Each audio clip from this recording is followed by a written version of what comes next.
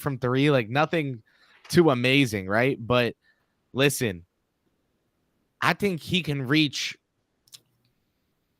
You know where he'll probably end up? He'll probably end up being the kind of guy that, like, as long as the Wizards are ass, he'll never make all defense. But like the Wizards fan base and some smart people out there recognize him as someone worthy of it. Like, I think he can be that good defensively.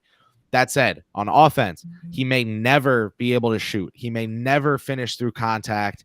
He might be a jelly, wide layup kind of guy. But if you buy him growing into his frame and bulking up, he is freaking good. And the thing is that if you look at like Nick Claxton, who just got 4 for 25, right? 4 for 100. Yeah. I think if Sarr's offense doesn't really ever come around, like that's what you're looking at with him. But he's what, 19? And yeah, he's 19, and you get that upside. So Nick Claxton, but much younger with upside, like that doesn't sound bad to me at all. And I think in this draft class to get that kind of player at number 2, obviously is no home run. Or rather, in any draft class, to get that kind of player at number 2 is no home run.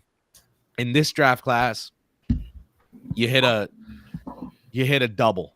You hit a RBI double. Like you put a run on the board, and you helped move the needle a little bit for your team long term, even if you didn't hit the home run that would really change your trajectory. The thing is, the home run wasn't possible. So for Sarr, I think the Wizards are getting a good one. And I think this was the best pick for them. I'm going to go A for them with this pick. And that's kind of it. I think it's that simple. So really quickly, how do you like his fit with Bilal Coulibaly? Speaking of Frenchmen, look at Frank Ntilikina right there on my screen. I think the fit's great, Mensa. You're looking at two athletes. Like, if Sarr's shooting is ever real, Miles Turner-esque player. If it's not real, Nick Claxton. And if he fills out his frame but can never shoot, he'll be better than Nick Claxton. So to me, that's someone you can have as a building block. Again, This entire draft, you are not getting you're not getting bedrock in this draft.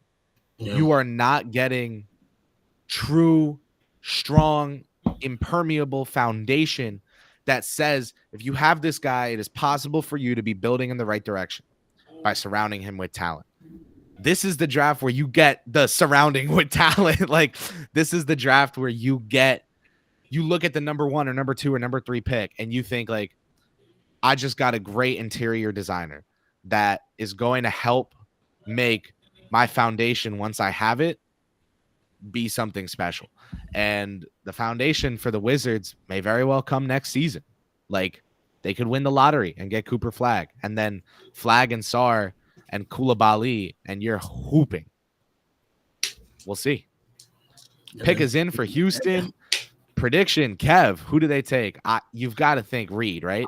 Reed, Sheppard, Klingan. Reed, Sheppard, or Clingan. I'm going to hedge all night because this draft is like that. Yeah, you know I'm not going to say anything definitive.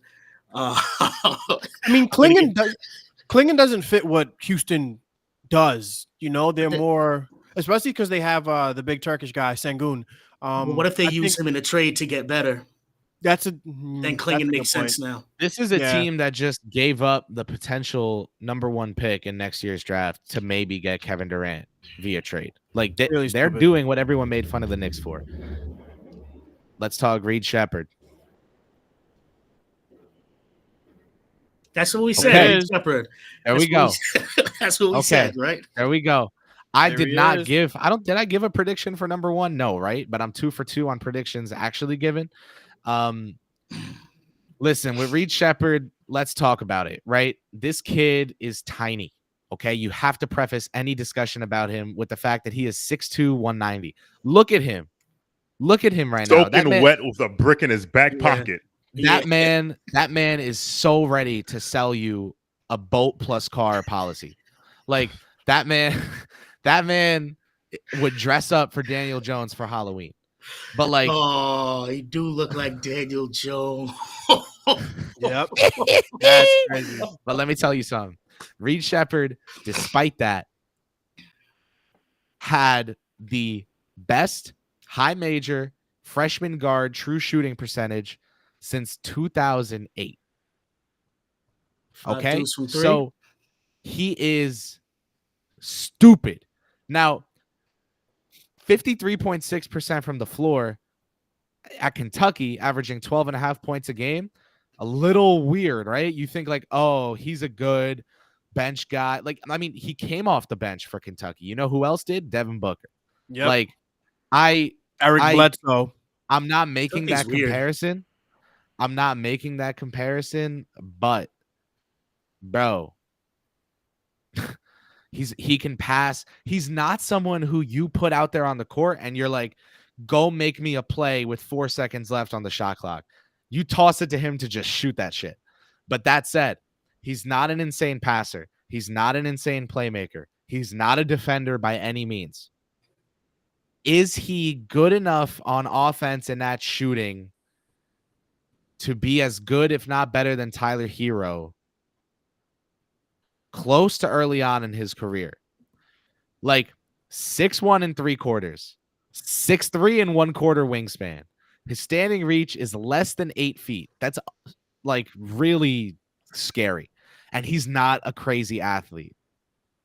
But he's an underrated athlete. I think he's a much better athlete than people think. With the foot. Sneaky athletic white dude joke incoming. I wish I was kidding. This is the one time I really mean it. Vicini had a stat on him in his draft guide. Kentucky was 29.5 points per 100 possessions better when Sheppard was on the court versus when he was not. The O rating was 130 when he was on the court. It was 113 when he wasn't. Man, look at this graphic here. You got De'Aaron Fox, John Wall, and Reed Sheppard. Kentucky guards taken in the top 5. That's a special stat right there. That's a stat. So, okay, comparisons, right? Let's do this because I don't like to start with comparisons, but I like to get to them at some point. All right. He's not a playmaker. Like, okay, what I thought. Oh, all right, real quick. We got Matt in the chat. What is Risachet peak comp? Warriors, Harry Barnes, maybe. Peak comp. Peak is like very aggressively upside. Yeah, speaking. I think he has a higher upside. Than I think Warriors he has higher upside Barnes. than that. I will say peak comp. No, you're good, Matt. Peak comp would be like, how tall was Peja Stojakovic? Like 6. AJ was like 6'7", 6'8". 6'8". 6'10". Yeah. What? Yeah, Peja was sneaky tall. All right, let's go. Let's go Peja. Okay, Reed Sheppard comparisons. Let's talk about it. If you bought the hell out of Halliburton's shot coming out of college and you did not buy his defense, maybe that. I've said Tyler Hero. That's obviously not like a top end comparison. He's going to be someone that you are very comfortable having out there on the court with your best players because he is going to make them better via his spacing. But he's not someone who's going to play point guard full time. I do not think. If he can play point guard full time, I mean, you can go crazy with the comparisons. Like if you want to go, he'll be. How good was Mark Price? Really good. Yeah.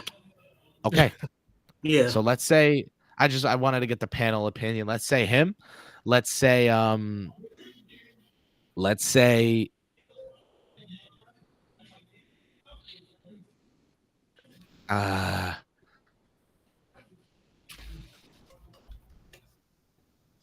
This is tough for me because I really don't. If you think he can play point guard and you play him with a jumbo initiator, I think Trae Young is super overrated, so maybe him. But like, I don't think we reached those high end outcomes.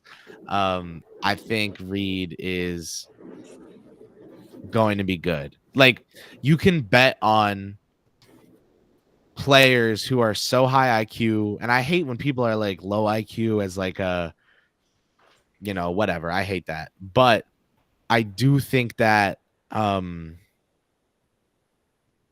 pick is in for Spurs. I think Reed is super high IQ and he's a damn good shooter. So I think you can bet on non-athletes. I have to predict here. Jose Calderon, Devin Carter, or Steph Castle. Castle. They're gonna go upside. There it is. Steph Castle. If they get Devin Carter at 8, be terrified. Look at Danny.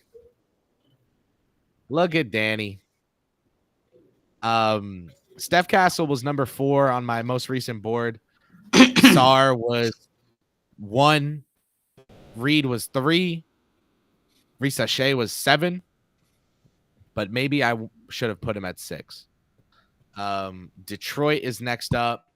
Clingan fell to them at 5. Dirty Dancer says they'll go Clingan at 5. Can Clingan fall to Oklahoma City? They could trade up because they don't got the picks. Memphis might want to trade up if Detroit's willing with this new front office. This new front office inherited Jalen Duren, so maybe they want to move off him and bring in Clingan. Look at Clingan, he just dapped up Steph. All right, Steph Castle, the number 4 overall pick. I got the chance to interview him. I laughed because somebody tweeted, bro has to learn, obviously, about Risache. Bro has to learn English in Atlanta. He won't speak full sentences until 2035. I think that's hilarious. Oh, man. For me, Steph Castle, I tweeted out about Steph Castle recently that if you are willing to draft someone who could be Josh Hart on offense and Lou Dort on defense, you should take him really high. And I think that Castle is a tough player. He's shown some flashes of being able to finish inside. Castle's like Kyle Anderson, so boring. Yeah, I get that, Dirty Dancer. I do. Oh Lord.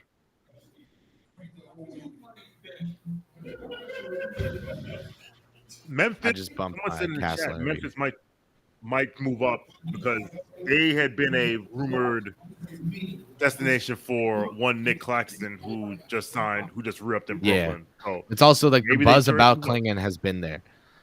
I had Clingan also. Man. Steph Castle, man, if you do not buy his shot, if you do not buy his on-ball long-term, but he's good on the ball like right now. Okay, but if you don't think he can finish at the rim and if you don't buy his shot, like you should not have. Kris, you're in the Matrix. Oh yeah, Kris froze. I was probably making a really good point too. Yeah, Jersey. I was really.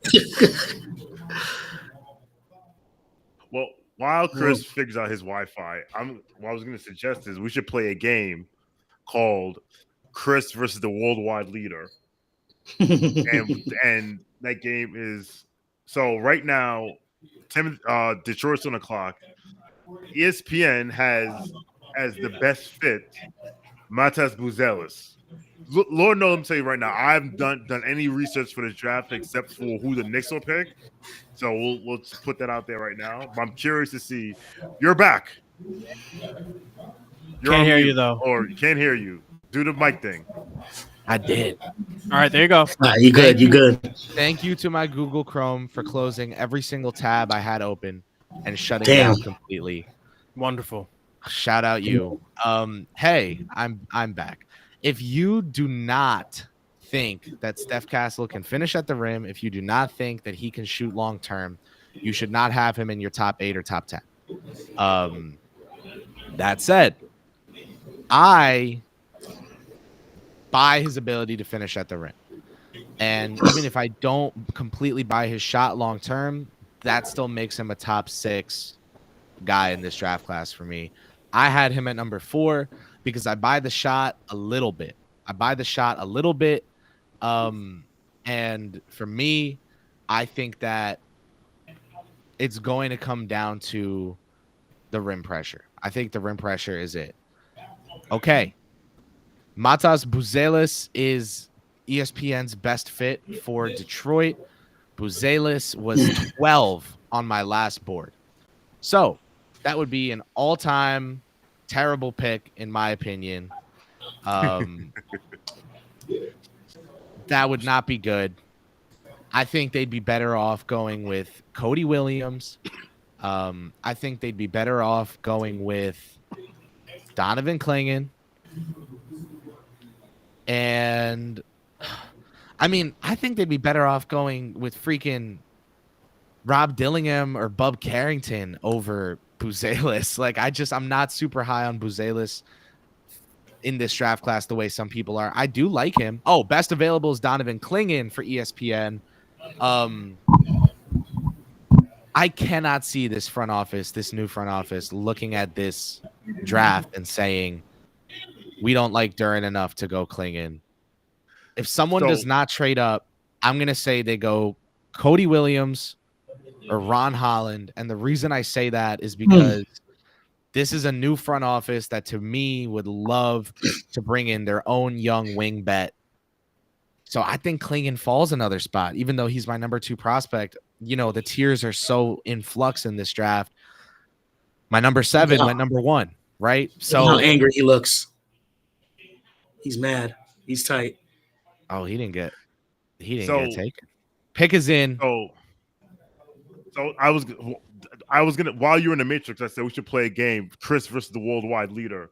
If whoever ESPN has is the best fit, you agree with, and it seems like you don't agree, or maybe you agree, but not at 5. I think he's the best prospect. I don't think he's the best fit because I don't hate Jalen Duren. So I was high on Duren in his draft. I think he can play. I think Clingan would be redundant. You're not going to play Duren and Clingan together. I think they're going to take a wing bet. They could shock everyone. You know what? Devin Carter could shock everyone here because Carter, Ivy, Cade, Osar, Duren is. I saw a tweet, so I'm not going to guess. Oh no. I'm going to go Devin Carter. I think they do something crazy.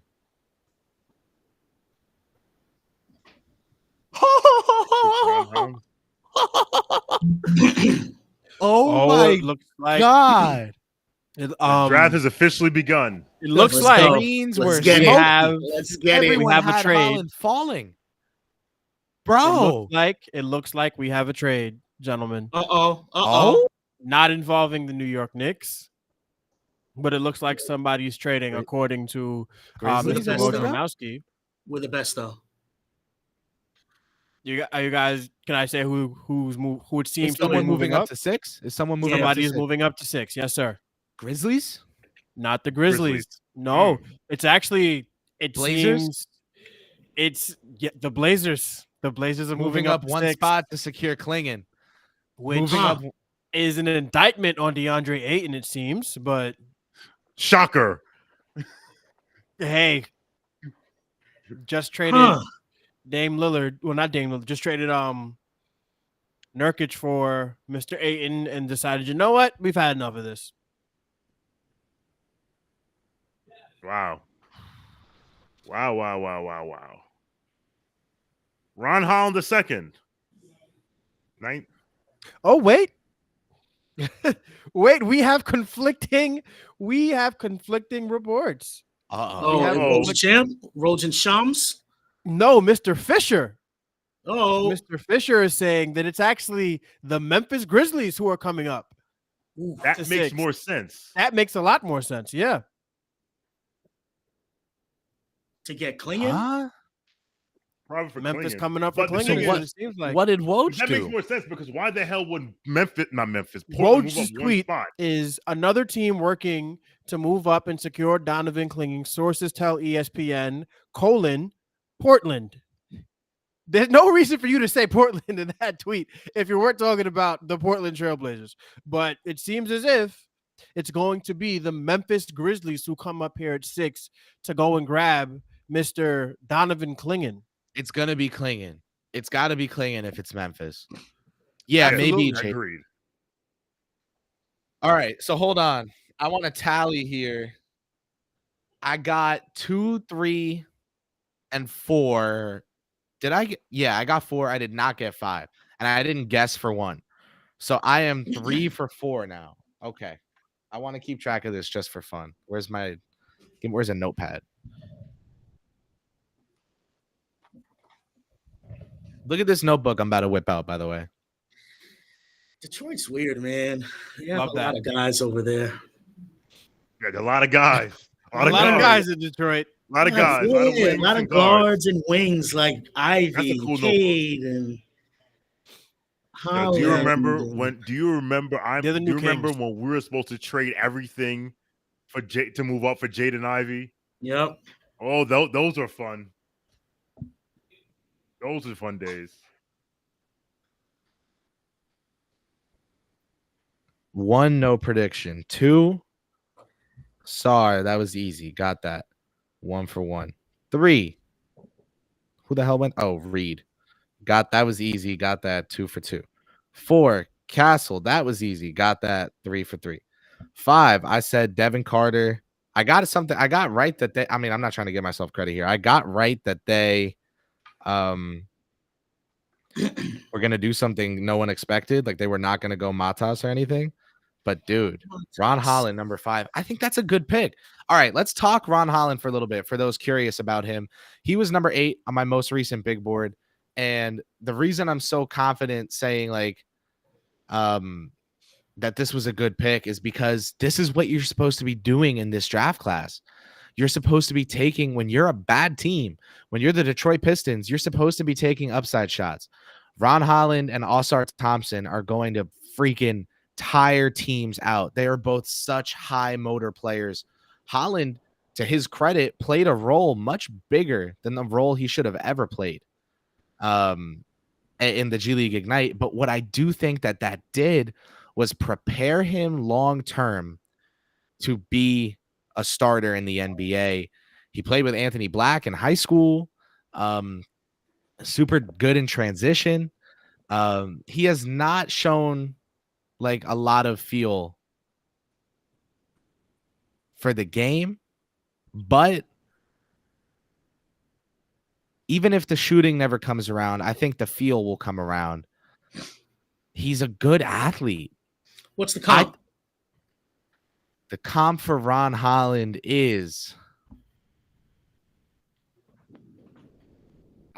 dude, I don't know if I don't even know if I buy the shooting or not.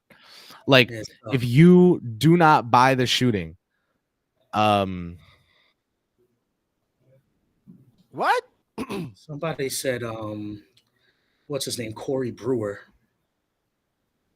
as like a mid or low tier comp. Prez said what draft Twitter or like what the draft media said RJ Barrett was going to be. And I kind of like that. So I'm going to steal Prez's comp and say the comp is RJ Barrett, like Dirty Dancer just said in the chat. This is why I love Dirty Dancer. We're in sync. There's no trade. Nobody traded up to 6. Charlotte staying put. Okay. Whatever. Okay. Well, they ain't taking Clingan. Well, they might. No, Mark Williams is a good player. I said Mark Williams and my man Nick Richards. Shout out Jamaica. Boom, boom, boom. So who's good for Charlotte? I'm thinking either Devin Carter or Cody Williams. Cody Williams. I think Cody Williams makes a lot of sense there. The worldwide leader again says best available Donovan Clingan, best fit Mr. Buzelis. There's no way they take Clingan. Clingan sliding past 6 is literally insane. Oh, but you know what? Didn't Kristen Peak? Oh my God, it just started raining crazy. Didn't Kristen Peak say today? Jeremy told me this on the phone that Tijan Salon is someone they were looking at 6. Who's that guy, and where did you have him ranked? Another French guy. Vicini had him like 10th or 11th. I had him 19th. Oof. He had like one of those meteoric rise, like getting a lot of closer to the draft energy. But at a certain point, I remember there were people talking about him in like the late first round. So yeah, but this draft like class playing well in like his league or whatever. Saloon is someone who is super raw, but he is. You say he could shoot. Yo, ESPN had Ron Holland II, the 9th best player available. And fucking Detroit, man. Well, I think Detroit took him at 5. But there's some people who had Holland as their number 1 overall. Word? So many people had Holland number 1 in this cycle. John Wasserman. John Wasserman had Holland number 1 overall. Number 1 overall, yeah. It was a thing. Okay, Kristen Peak said Saloon is going to go here. I'm going to say Carter again. I'm going to guess Devin Carter until he goes. There you go. Oh, they took Saloon. They took French Kevin Knox. French Kevin Knox. Nah, you know what? There's another Knick draft pick that's a much better player than Kevin Knox that I think is not a bad Saloon like outcome. It kind of resembles it. That's why I said that. Word. Not his game. I don't know nothing about these kids' game. Obi Toppin. Oh. My brother said, shout out to Debo. He said, all these French prospects, we had the nerve to draft Weiss and Frank Ntilikina. Frederick Weiss, man. Frederick Weiss, man. As someone who remembers that draft pick live, that shit made no sense at the time. And I was 15 and I knew better. I was like, who? That was the year could have been Ron Artest? Yes, that was a Ron Artest year. But that just showed you how far the draft is coming. Because it was like, well, I'm convinced the reasoning was Patrick Ewing's getting old. Let's find another center. Oh, here's this guy. Because I don't understand why else. Yeah, Vince Carter did what he did. Wow, guys are getting drafted averaging 9 points a game. He averaged 9 and 4. Bro. 9 and 4, baby. Bro, I remember it was the year Stoudemire was drafted. Watching that draft, and I had the NBA gave out a little draft guide of like, you can see like the players. And I'm looking at these dudes and these guys that have them projected in the top 5. And it's like this guy averages 10 and 8. And this is when high school players were available. Right. This guy averages 10 and 8. This guy averages 9 and 9. This guy averages 11 and 7. And I'm like, why would you? And then I flipped to this kid from Florida named Marty Stoudemire. And he averaged 30, 16, and 8 blocks. I was like, yes, take that guy.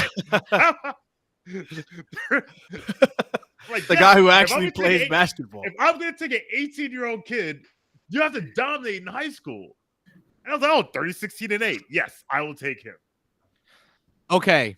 I've collected some thoughts on Tijan Salon for the Charlotte Hornets. Let's play several things can be true. All right. Yes, that's Shawn and my favorite game on Study Hall. And now as of this season, Mensa too.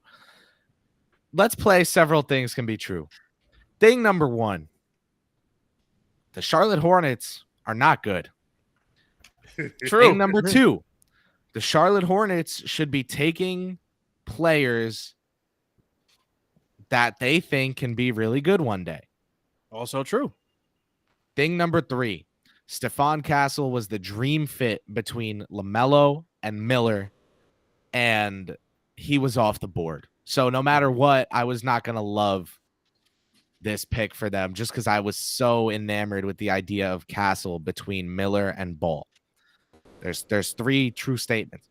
True statement number 4. LaMelo Ball's extension is gigantic. Like very large extension. Like LaMelo Ball's extension signals that he will get up to $260 million, and that's some like you're kind of expecting to be good when you have a player like that. And thing number 5, Tijan Salon, I don't think will be a good NBA player this season or next season, and maybe not the season after that. Like, this might be a second contract star breakout kind of guy. This may be a year 4 earns himself that second contract money. Like, that's tough. That's really tough. Yikes. Thing number 6, Salon would be a great pick in the lottery of this draft for a team that is great at developing players. Thing number 7, the Hornets are not one of those teams. Not at all.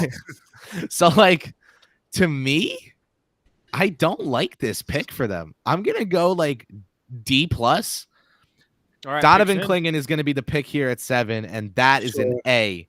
That's my second A of the night. There you go. Okay. I'm now DeAndre Ayton, count your days, brother.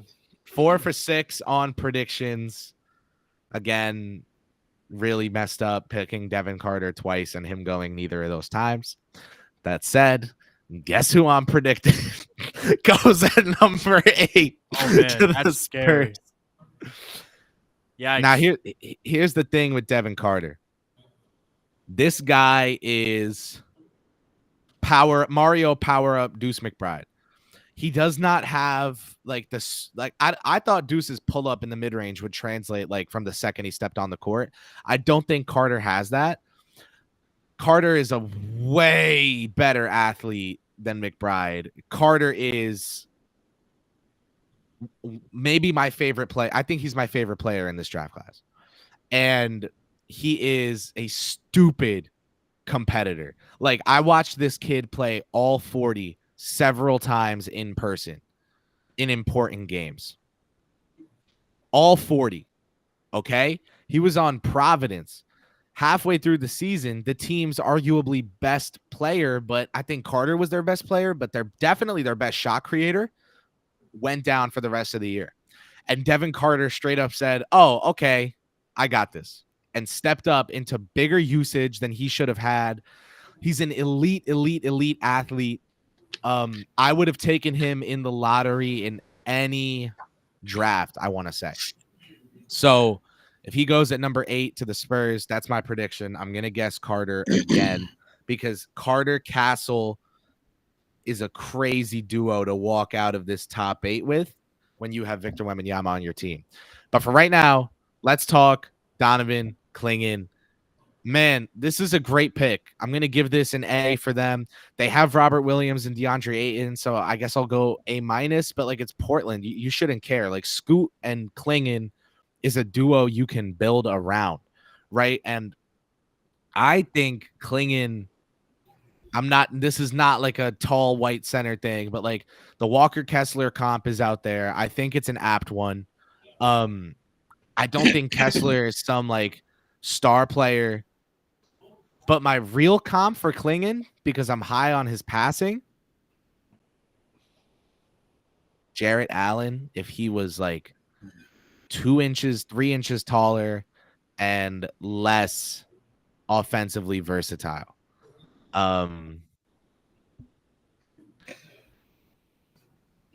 Yeah.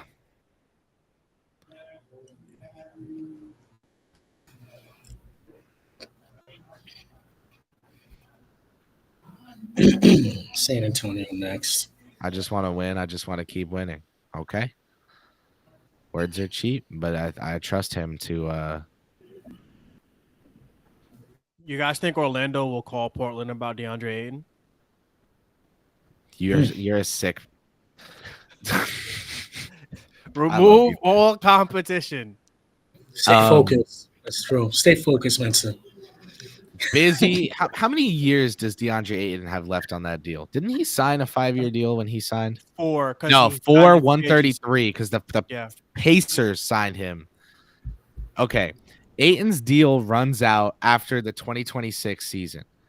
I think by the time this next season is over and Ayton isn't expiring, they very well might just flip him with a bunch of picks for a good player making a lot of money. They might be at that point in their build at that point, but they did just give up picks for Denny Avdia. That's another aspect to this here. Robert Williams does not play a lot. So with all that said, Scoot, Avdia, Clingan, like you can build around this. We have a super chat or two to read. Oh man, Shawn with the W. I'll read these. I'll read this. One from I-95 Bully says, Shawn, how come Syracuse hasn't had anyone drafted yet? I'm so I-95 Bully. I love you. You the man. And it's nice to know that Syracuse lives rent-free in your head, even after you've won 2 straight national championships. And then Busy, thank you for your generous contribution, says, at Shawn, we about to see who's better, Bridges or Julius. Let's see who impacts winning more. Here we go. How special is Busy and Shawn, Busy versus Shawn, WrestleMania being on the biggest stage, Madison Square Garden. I will say, in crunch time of a playoff game, let's who they run to play for. And that's who they run to play for. Wow. Can y'all hear that? Yeah, it's kind of wild. My house just shook. That's crazy. Oh my God. I thought I'm in my basement. I thought that was like someone running the shower. That's the rain outside. Jesus. No, but the thunder just boomed my house. Oh my God. I have my dog in my lap because he's shitting himself right now. Thankfully, not literally. Oh, I just heard it. Russell, what do we think about this pick coming in at 8? It's got to be Devin Carter. You sold me. Just because it just seems like the most Spursy thing you can do. I feel like Oh, wait. Michael. Wait, what? Hold on. Yeah, this is a okay.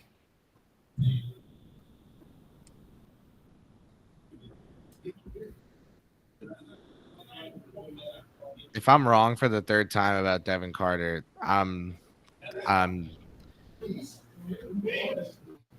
Oh, you know who they might take? Not Dalton Connect.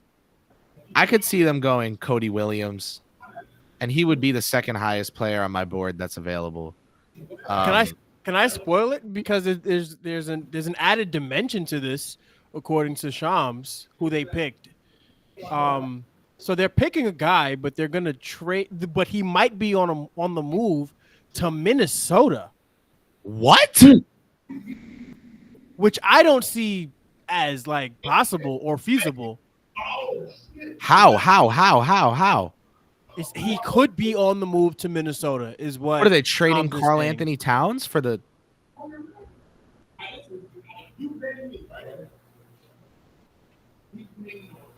Wow. Dillingham. Okay. Could be on the move. Dillingham goes. He was number 11 on my last board. That's another one they said was going to slip to like the teens. This is objectively weird. How does Minnesota do anything or offer anything that I don't see it? Why would they do this? I don't understand this for Minnesota. It says could be on the move, not this guaranteed. No, Woj says Minnesota's traded for the 8th pick and robbed. Oh, wow. How? What did they trade for him? Source tells ESPN. I need to know what the trade package is. With what? That's what I'm saying. Let me see if Cat? They didn't do it. No, it's not. It's not Cat. That's the only thing that makes sense to me. Yeah, it's either Cat or the other guy. But they don't have McDaniels. They don't have salary. They don't have $60 million in salary. Maybe they do, but Nas Reed? No, they wouldn't trade but Nas Reed. Minnesota. What's their first round pick? I'm sure they don't have one because of the Gobert deal. No, I they have will say- 27. Dillingham. They do have and 27. An Ant? Oh boy. But this is so Could be weird. fun. Bro, the Timberwolves are really good right now. What are they doing? You know what they're doing? They're aligning with Anthony Edwards' timeline and not Karl-Anthony Towns' timeline. I need to know what they If this traded. is true. I need to know Exactly, Busy. They need a replacement for Conley. But Conley has an insane wingspan. He's a table setter. He's a good shooter and defender. And he But, like- played in the 2007 national championship game. Oh, but what I'm trying to say is that this is not the same kind of player. Okay. You like Dillingham next to Anthony Edwards? I don't know what is Dillingham going to start? Not right now. Remember, they were trying to find a replacement. What's the guy that they had off the bench that was really good? I forget his name. Nickeil Alexander-Walker? No, before like a prior season.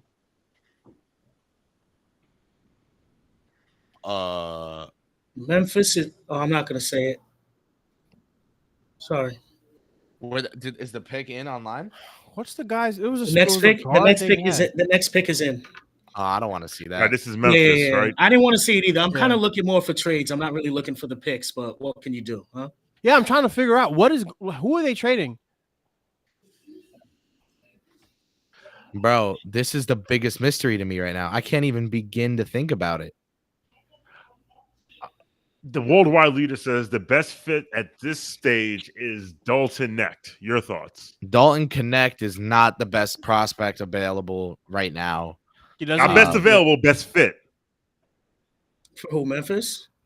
Yeah, for Memphis. I always They have feel like Buzelis is the best available, but he said the best Hell fit no. is Buzelis is not the Connect. best. Yeah, best available. Family Buzelis, no, he's not.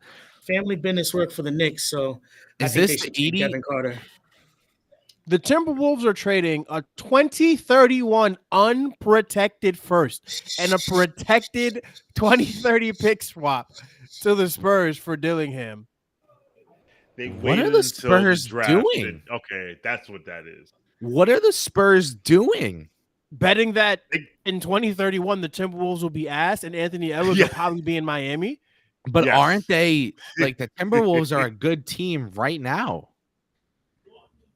Yeah, and they traded A 2 years of draft 2031 control for a player that's probably not going to start for them next year. They might not be able to play in the fourth Why quarter. do in I the not playoffs. like either side of that trade?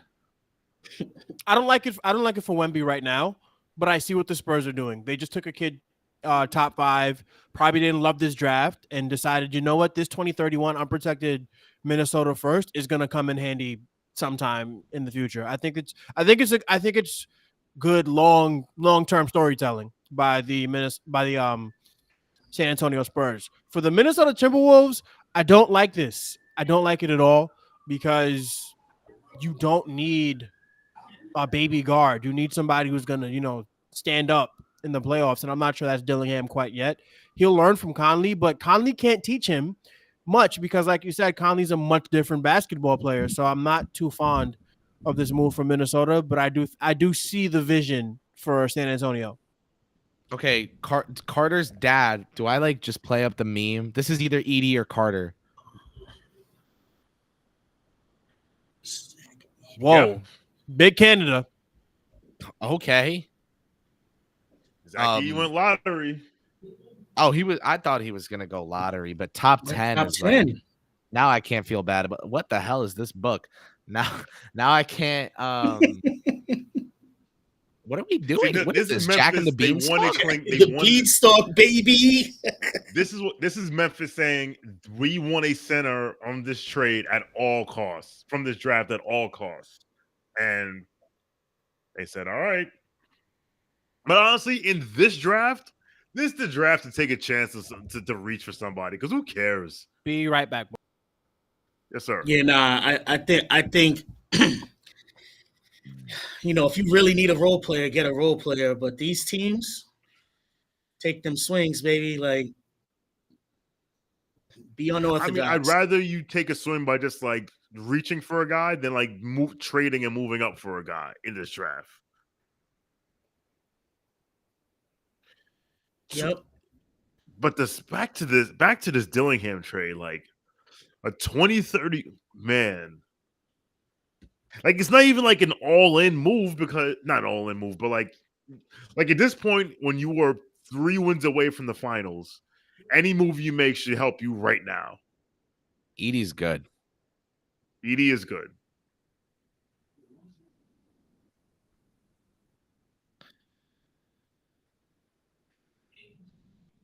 Good free throw shooter. The defense is going to be interesting.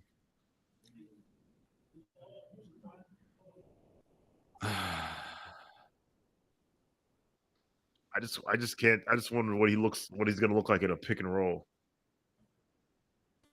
I will say now that we know what the Wolves gave up, like I didn't like that trade for them because I didn't think that we I didn't think that we would see a package that wasn't insane. But given what they gave up, I think it's fine.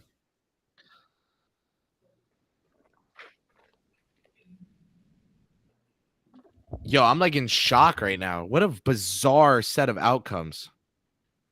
A very interesting set of outcomes. I mean, Kris, you knew it was going to happen, right? But it's just still like I'm surprised Dillingham went that high. What the hell? What the hell?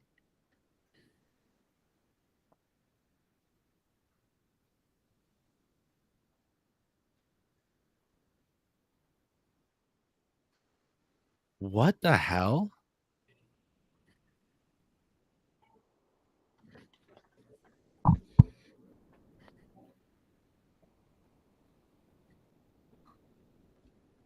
What the hell?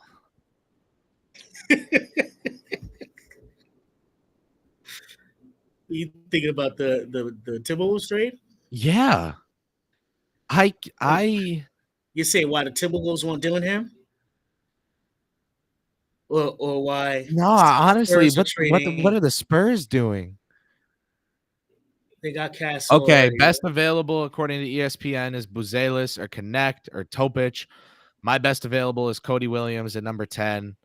I thought the Jazz would go Ron Holland here. He's off the board.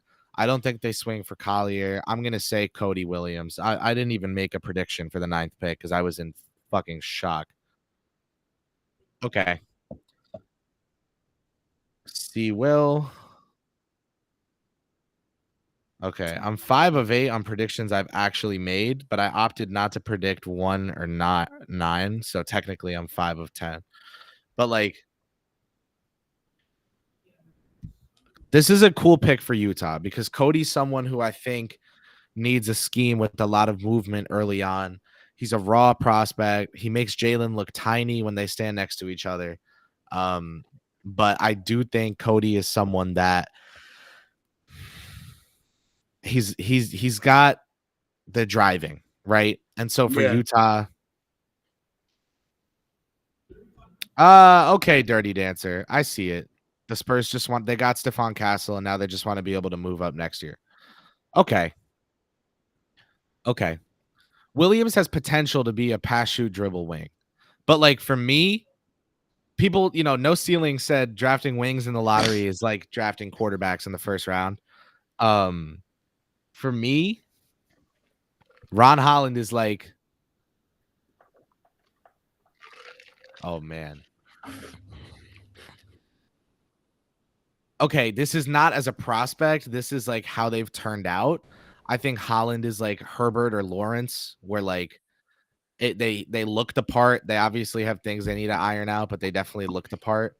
For me, Cody Williams, this is like Trey Lance. Like, not how he turned out, but as a prospect. Like he's raw, and you need a lot of things to come together. So I think Utah is a good team for him to figure things out on.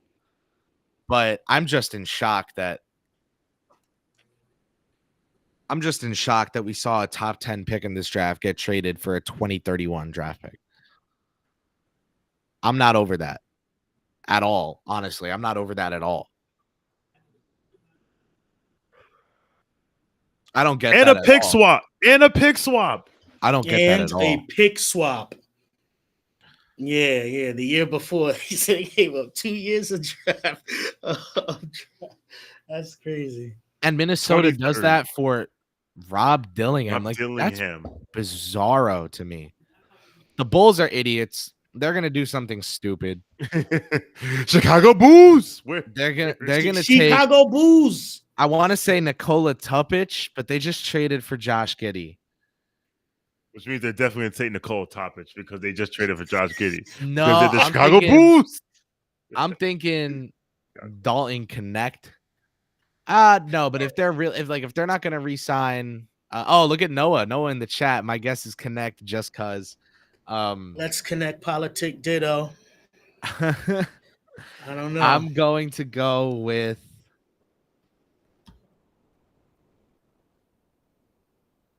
What would be like really stupid?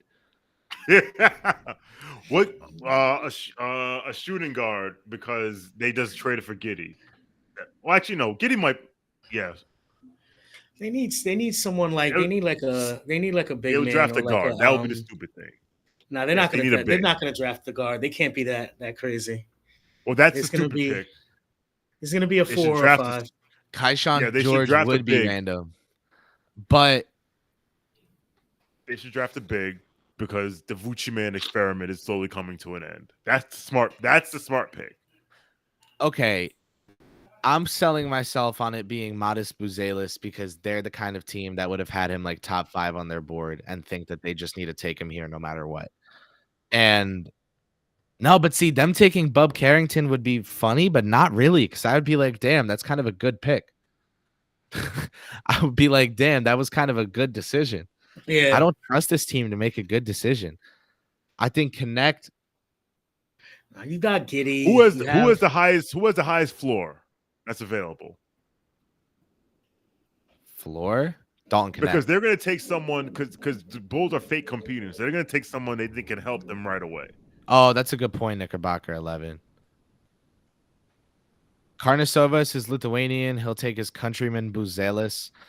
Damn, that's a good point too. Oh, true. See, Karnasovas is someone who I actually thought like would be smart when he got hired, and he's not. Wow. The pick is I think- Buzelis, and I he's think tall he's too, smart. right? And he's from Chicago. Okay, I think he's smart. He also works for Jerry Reinsdorf. I'm gonna go Buzelis at 11 because I think that would not. Height and I think there are better. Oh, Buzelis Hayden, is the what's going on? Good to see you in here. Buzelis is the one who challenged. Risa Shea and was Risa like, Shea. "You don't want to see me one-on-one." It's the most Risa- one-sided beef of all time. Yeah. That guy reminds me of Bulls fans. That's a Chicago Bull if I've ever seen one. I think OKC does something we're not expecting. I think they Go go. Cows.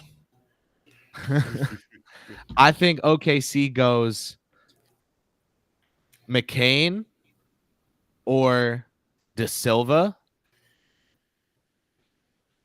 Maybe Filipowski. I don't think so. I think I'm gonna predict De Silva for OKC. Funnily enough. So when I say Karnasovas is not smart, I shouldn't say he is smart, but I don't know if he's not smart because again, I think they built a team to compete, and then when Lonzo's knee fell apart, it was like, how do I keep my job? Or not even how I keep my job. Just Jerry Reinsdorf was like, just keep this team competitive. I don't care. So he's doing things to keep the team to fake compete. Yep. Listen, you are only as good as what your ownership allows you to do. His first Playing move Kings. was to trade unprotected first round draft picks for Nikola Vucevic. I don't know if that's a smart man. Just saying. I would say Vucevic was kind of good back then. Kind of good, not 3 Yeah, unprotected Vucevic first round picks good. That I Like that. That's crazy. I'm not gonna lie. He went for the same deal that Anthony Davis went for in terms of pick packages. Hayden, they had to get rid of Laurie simply because it wasn't going to work for him in Chicago. There was too much. Like he's in a better role. He got obviously a better role in Cleveland, and like in Utah, it's like, all right, I get to score my 22 a game and we stink. I think Dillingham will be like the 6th man with Nas, like I guess 7th man. I'm still thinking about this goddamn trade. Push off. You jerk. Talking about Michael Jordan. It was a push off. Bro, what the hell? Wow, the 84 draft was 40 years ago. I know the Bulls have Giddey and Kobe White, so they're just not going to take Devin Carter, but he's the best player available right now. I think they go Buzelis. The pick is in. I think they go Buzelis. The worldwide leader says Buzelis best available, Knecht best fit. See, like they would take who ESPN has as the best available. You know what I mean? Go Cows. Mattis. Okay. Chicago Bulls. Chicago Bulls. Okay. I think dude, the Thunder already have Case and Wallace. So I can't see them taking Devin Carter. But they should be taking Devin Carter. Dude, Carter and Caruso. Like you'd actually be getting terrorized. Like your guards wouldn't score. Like a Darius Garland, Donovan Mitchell front court is combining for 38 points against. Wait, G League night was 2-32. What? Oh, wait a minute. They're getting shut the hell down for a reason. Yep. Canceled. Because I know they weren't that. I knew they weren't good a while ago, but that's crazy. Like you're literally run by the. You're literally run by the league. Why do you stick? 2-32. 2-32 is nuts. That's Dirty Dancer. I don't know how they won those 2 games.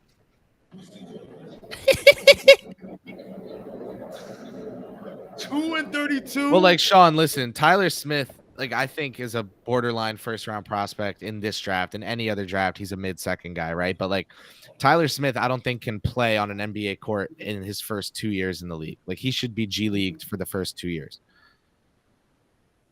And like he was one of their better, more premier players. Like Ron Holland is like, they had RJ Barrett as their number 1. They had RJ Barrett with no Zion. Man, we saw what that looked like, right? Like I was at the game against Texas Tech at MSG where Zion fouled out after only getting to see 3 dunks. And RJ versus Culver was like the rest of that game. And RJ damn near almost lost them the game to Jarrett Culver. Jarrett Culver, number 4. Jarrett Culver was all right. He's number 6. He was all right in college. Number 6, that's right. John Hunter went 4.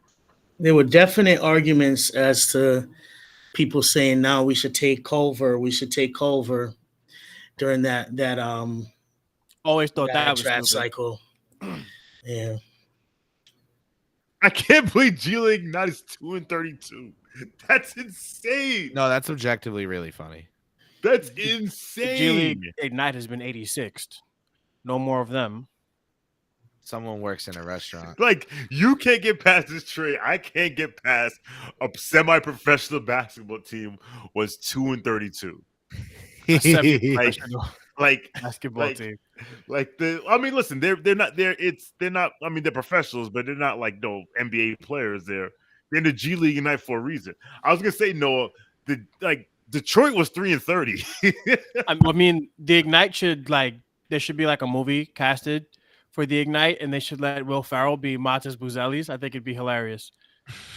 Dirty Dancer, no spoiling. Semi-pro for real this time.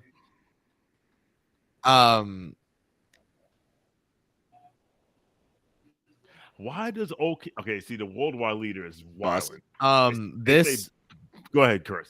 Oh, who's the best available? They say best available still Knecht. Best fit is Topic. How?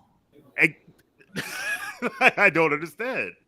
They have Shai Gilgeous-Alexander, Alex Caruso, and Cason Wallace. That's why they're the worldwide leader. And if the best fit, Holland says he didn't even have contact with Detroit. Yikes. They didn't even talk to the kid. That's crazy. They must have been like really sold. He said, nope, don't even need to meet him. Draft him. That's kind of crazy, actually. In a draft like this, you're not even gonna meet him in this draft. That's wild.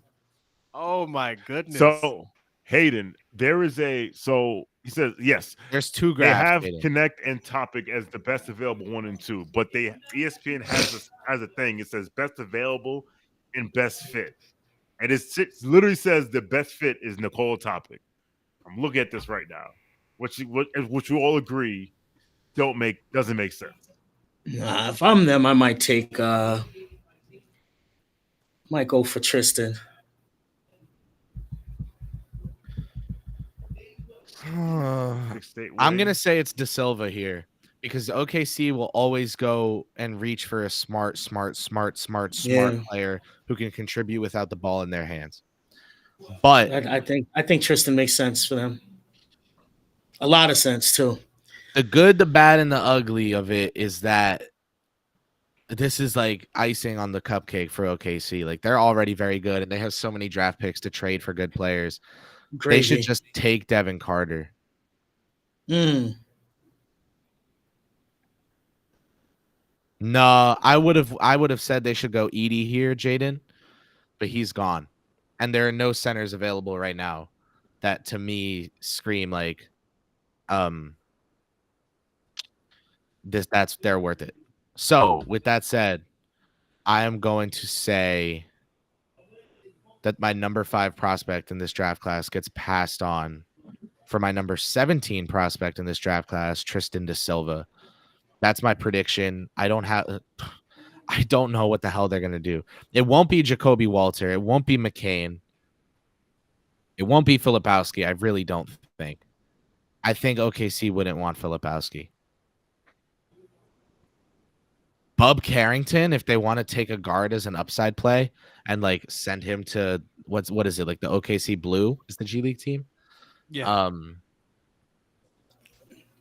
OKC is the kind of team that could justify sending Bub to the G League.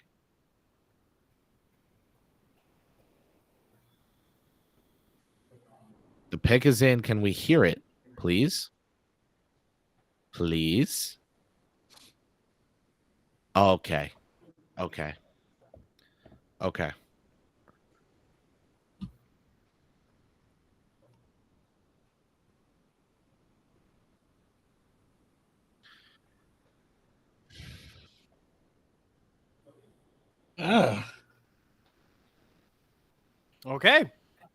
Unless they think he's going to be a 2 guard. I've got fucking nothing. No, you got rid of Giddy. This is a Giddy replacement. Well, you got rid of Giddy to upgrade him 2 times over for Alex Caruso. So now they basically but then you're gonna refill with the odd fit.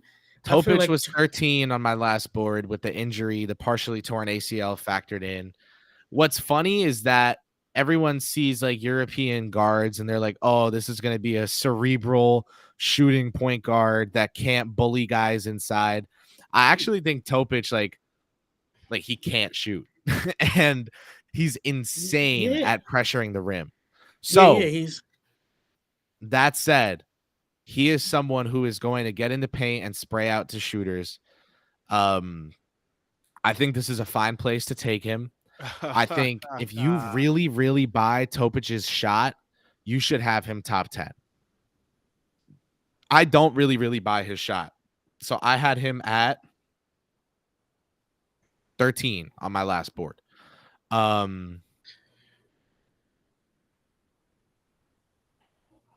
He's not an off-the-catch shooter. Like, he needs the ball in his hands. He doesn't have an in-between game. So you need the ball in your hands. You're not a three-point shooter. You don't have an in-between game. You're counting on the touch to develop. If I were OKC, just like Hayden said in the chat, I would send him to the G League, and use him in a trade long term. I would take Cason Wallace over him long term for sure.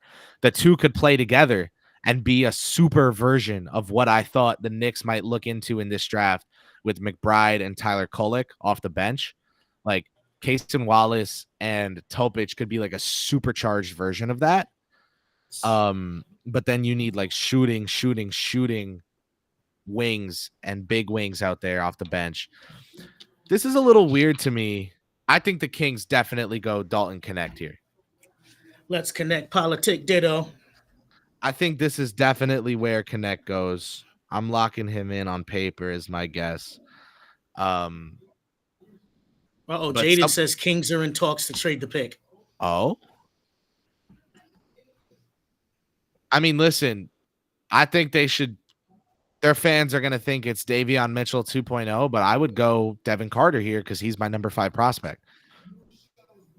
Ian reported earlier they had a framework for Kuzma. But Devin Carter's on the board. Do more than Kuzma. Find a team that really likes Carter. Oh, man. Danny Hurley. 4 and 7, his guys went. That's special. Dan Hurley, a.k.a. Almost. Listen, man. Can't hear you, Shawn. Oh, yeah, Shawn, you're fully on me. AKA leverage. Yeah. a.k.a. I'm staying. AKA I was never leaving. He should always a leverage play. AKA thanks for dinner. Yeah, facts. And a free trip to LA. Oh. Said the Knicks should get up for Carter, Little Big Mateo. Jaden says he didn't lie, but there's no trade. Sacramento just took a player. Again, if it were me, I would take Devin Carter. I think they will take Dalton Knecht because I don't think they think Harry Barnes is going to be playing his best basketball going forward. You think he's a little City? Kev, best pick so far to you? That's a good question. We had Risa Shea go number 1. It's not that. Sarr at number 2. It might be Sarr at number 2, but still. Castle at 4. I would go Clingan at 7. Oh yeah. Cody at 8. I like the Clingan at 7 pick. I'm not mad at the Castle pick either. I mean, sometimes when it's academic, it's still like Sarr going 2, but I think I like Clingan at 7. I'm gonna say C+, B- for Risa Shea number 1. I'm gonna say A for Sarr at 2. I'm gonna say A- for Reed at 3. I'm gonna say A- for Castle at 4. Holland at 5. I'm gonna say B+. Tijan Salon at number 6. I'm gonna stick with D+, C-. Donovan Clingan at 7, A-.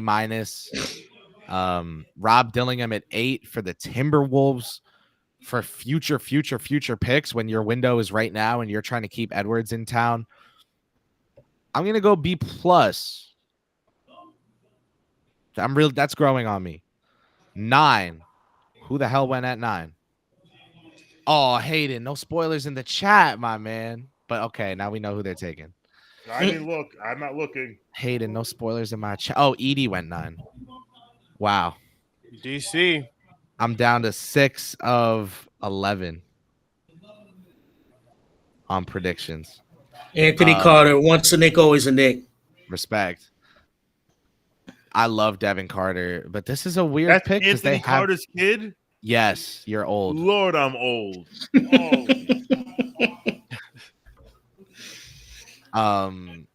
Anthony Carter always look old. I love the fit. I love the glasses.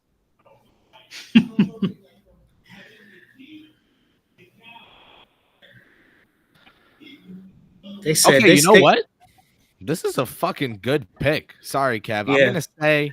I mean, this pick didn't happen Hey. yet. I might, I Hey might like to this pick. You know what I'm saying? And they asked him, "Yo, what color shirt are you wearing?" He said, "What shirt?"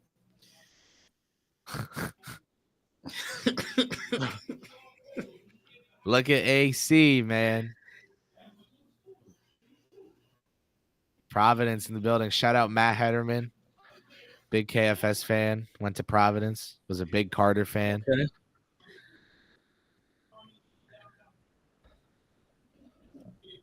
Ryan, I'm with you. Just relief he didn't drop to Miami. Absolutely. I would have been pissed and a half. Yeah, there was people who wouldn't do nothing but mock him to Miami in every mock they did. Good. Yo, I can't get over the fact that for those my WWE fans, Donovan Clingan looks like Gunther. I don't The ring general. I don't know how to eval that. Yeah, I'm with you on that one. Oh, so you know my WWE fans will know. I'm gonna get a beverage. You do that. You do that, bro. That's we're getting into that point of the first round. Knicks aren't picking for Shawn. No, we got a lot. Yo, when Shawn comes back, I'm telling him the Knicks traded up for my number 47 prospect. When Shawn comes back, I'm telling Knicks traded up to 14 and took Bronny James. I'm gonna go. Yo, did you see someone? Someone took like the ITA like FanDuel whatever someone's live stream of the draft, and they did like the make new tweet out of the live stream, and with the fake Woj account they said Philly's taking Bronny James number 16 overall, or like Philly's like committed to, and some people were falling for it. Tough. That's super tough. I think Bronny's gonna be good. Like Kevin and I were talking about this, like. D'Anthony Melton is a comp that would be like an amazing outcome for him. But like, that's what this draft is you're looking for a guy that might be D'Anthony Melton. Like to me, that's a second round pick. I think tomorrow, Matt, Bronny's a pick. I don't think anyone bites in the first round.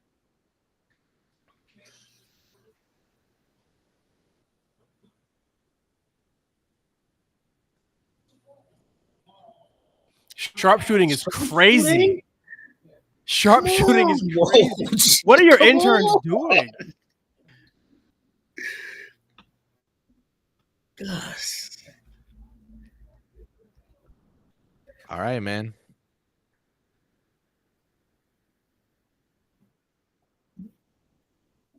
Sharpshooting forward at a scintillating 37% from three after 29-7 the year before. Come on, man. But Denny's on the up and up. Like I do like that. I like Denny as a player. I mean, the trade, but Portland gave up 2 firsts and 2 seconds, and that's like for Washington. I think they cashed out on him at the right time if that's what they were going to get. But Woj needs to do better. Can't be on national television saying Shawn, the Knicks traded up to 14, and they're zeroing in on Bronny James. My headphones were on. When I heard you say, when Shawn comes back. Oh, god damn it! Shout out to Beat Studio Buds. God damn it! Troll failed. Okay, I'm gonna say A- for Reed. My phone would have went nuts if they traded. That's what I said. Curse you with your Bluetooth rage.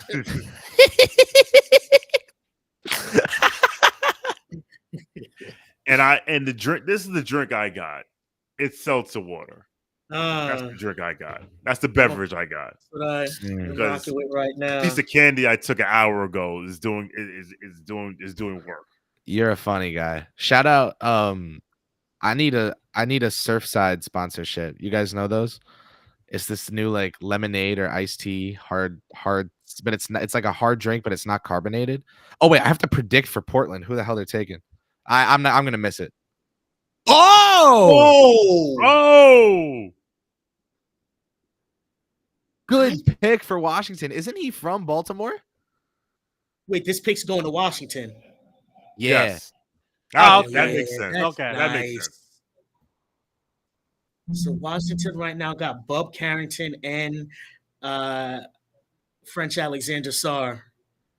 Dude, that's a haul. That's 2 of Vicini's top 8, and that's 2 of my top 6? 10, top 11. Oh, you had Bub that far back?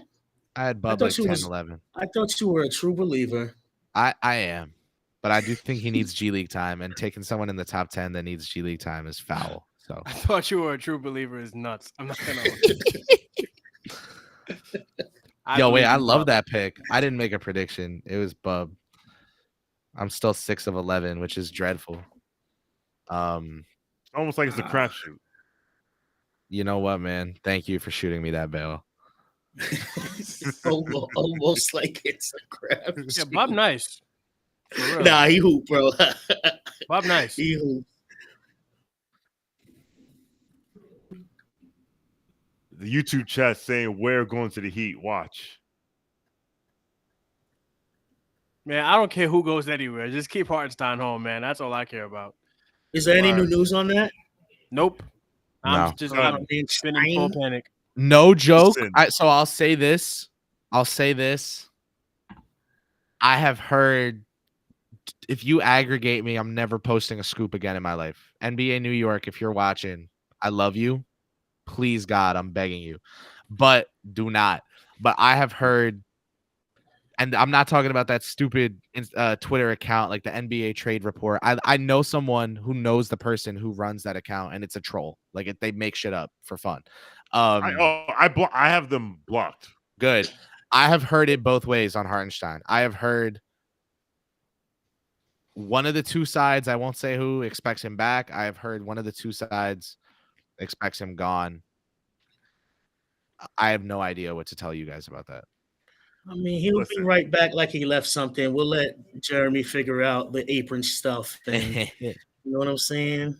The apron stuff is crazy. Look, man, only apron that I need to know is the one that Leon Rose has on when he cooks up When that he's contract cooking for Isaiah Hartenstein. That's all I care about, man. Yep. Cook up the contract. Brock, all of you. Get it done. Damn He it. said, you going to be back like cook. Listen, for real. Need that, man. Yeah. Rise 33. That's a fact, though. Hope the Wiz improve quick and we get that pick. I like that. That's a Good fact, ball. though. Good ball. Yeah. I'm Is gonna Jordan Poole in the root league? for them. Yeah, me too. Is Jordan Poole in the league in 5 years? I say yes. Yes. I say absolutely. I mean, I'm obviously Jordan 100%. Poole's biggest fan over here at Knicks Film School, but Which I don't understand. As someone I who think knows, he's good. someone like you who knows ball, and you I like support young that guys, man. Fell I like for the the young wiggle. guys with the wiggle. You know what I'm saying? Oh man. I'm a dad. like I was a big fan of James Bouknight in his draft. And he Oh, me too. crashed out. Man, what? I thought he Me was too. gonna be legit. We played ourselves. LaMelo Ball better watch his back. Like did nothing. That he did absolutely nothing with his career. That's crazy. He's nowhere, right? Ooh, Yeah, I nah, don't know he's out about the that. league. Bouknight's out the league. Yeah, he's out the league, which is crazy because he got drafted this decade. Yeah, but when he missed that summer league that one year with a hand Yes. injury, I heard he injured it doing some stupid shit. So like, Mm. Mm. Like doing like the Dougie or the shoot dance. Like what was it? I feel like it was dancing or something. Jess, you know, I someone said it much earlier. Like as soon as this stream started, someone came in and was like, for what it's worth, shout out to Kris, who said in like May that OG is going to be back. So I thank them, whoever that was. Thank you for that again, because I knew OG was going to be back the day they traded for him. Like, Yeah. like, You know why? but You don't trade Quick and RJ. It's family business. That's why. They don't need a thing. It's fancy. No, for real. Like, you're not gonna make that trade and then not bring them back. They just had to squabble. They had to squabble over some dollars real quick, and then They had to play it out. They had to like make it look like there's a possibility he could leave. So there's like beat the no tampering ever again. No tampering ever again. Everything is a war. Everything's a battle. Jalen Brunson's gonna sign this extension, and they're gonna be rumors the day before that he's not gonna sign. Yeah. Let's do this. CAA theater. All right, let's reset during this Burger King commercial for the end of the lottery. It's your boy Kris Persianen here alongside Mensa, Kev, and Shawn with the W. We are here bringing you live draft coverage on playback. It's a hangout. Kev and I are here to be nerds. Mensa and Shawn are here to bring the best out of us and laugh at teams that deserve to be laughed at. Straight vibes. Mensa has been assigned the role of telling us if there's a trade, but we've been doing no spoilers. First of all, thank you so much to everyone that's been here so far. Thank you so much to everyone in the chat. Shawn, I hope you're checking for super chats. If not, I am. We have one. Oh, okay. Let's do it, and then I'll grade lottery picks. Okay. Busy says, Kev, good to see you. Now I got a face to the name when you screw up my super chat. Hello. That's crazy. Was that like paying to roast somebody? Was that the first? When did I screw up the super chat? I feel like I'm normally like on it. Oh no, I remember what you're talking. I remember what he's talking about. Wait, where did the soups go? I don't know. Playback yet.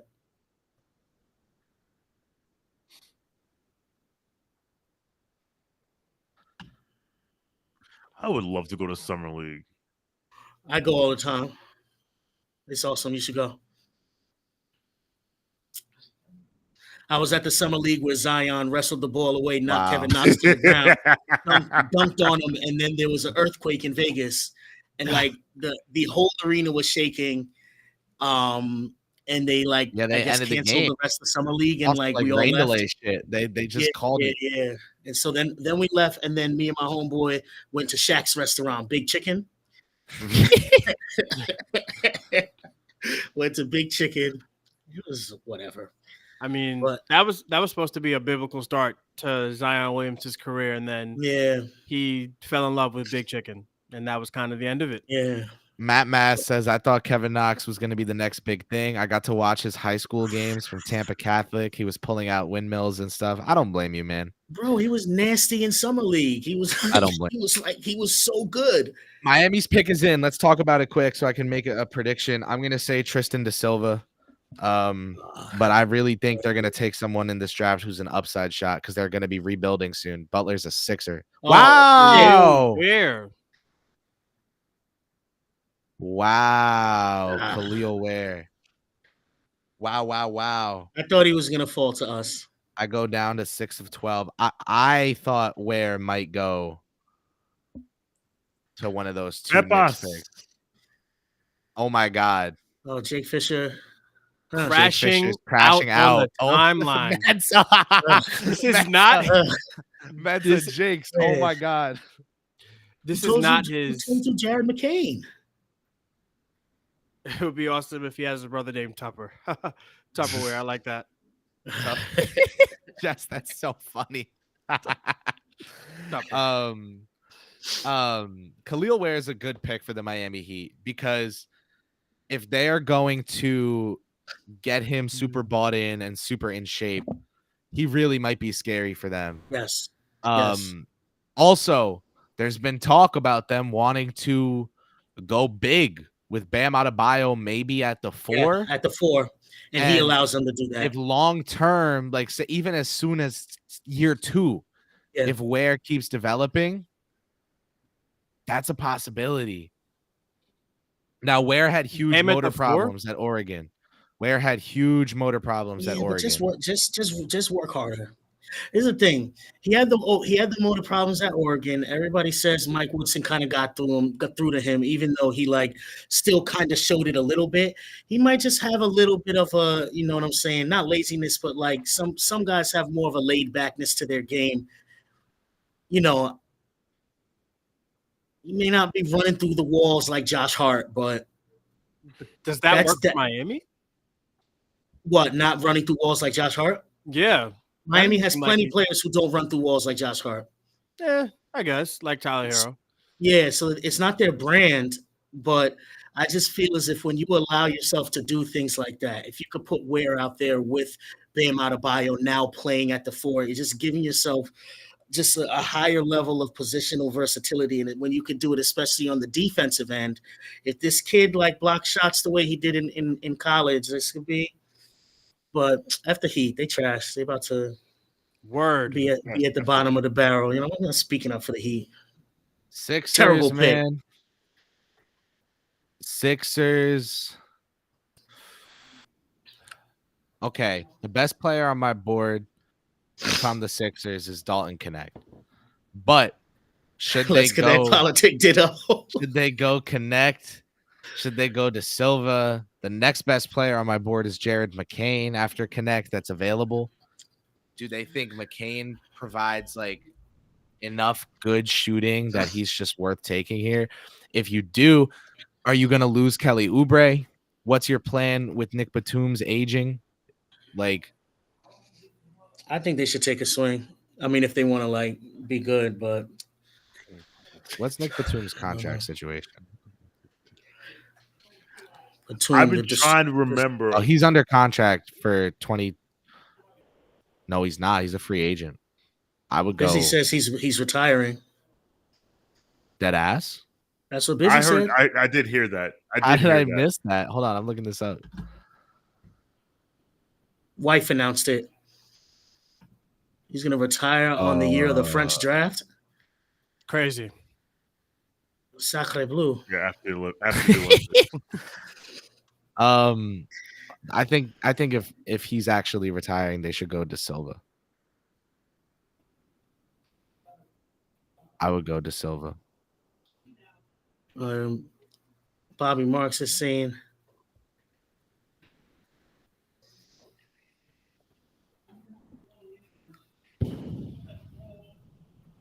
he's going to retire after the Olympics. Yeah, I've been trying to figure out where do I know Knecht politic ditto from. I just realized that's a Raekwon line. Yeah.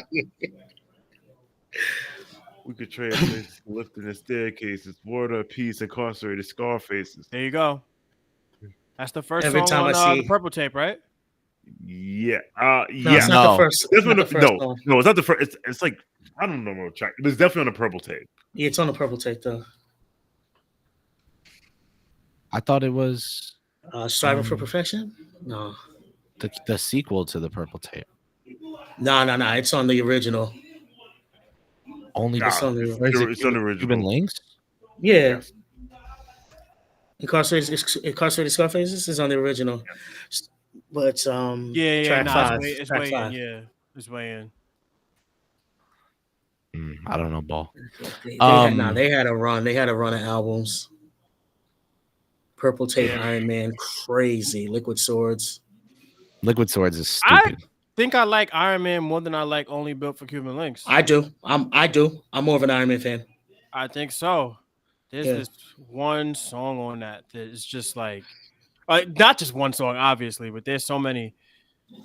Daytona 500 is unbelievable, bro. Like, oh my goodness, the way they went up was crazy. You got them joints make you want to like, all that I got is you and whatnot. Like, man, Ghost is that guy. I still haven't checked his new joint though. Set the Tone? No, I haven't heard it yet. He dropped a new joint, but I've been busy with the draft. I hear that. I had one friend in high school that loved the Bobby Digital album. Loved it. And I'm like, B-O-B-B. Bobby, did you? Yeah. Fucking your ass like a Victoria's Secret wedgie. Oh, Jessica says she loves the Bobby Digital album. Yes, that's what you said. That I was like, I didn't even know. Oh, that's Wu-Tang. I would have gone Eve Misi if I were Miami. I guess they're really high on Ware. They're high on something.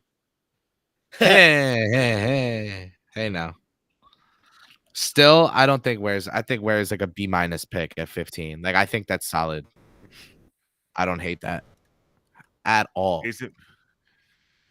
Jason Fitzcarraldo in the YouTube chat saying the second half of Ghost's new album is hot trash.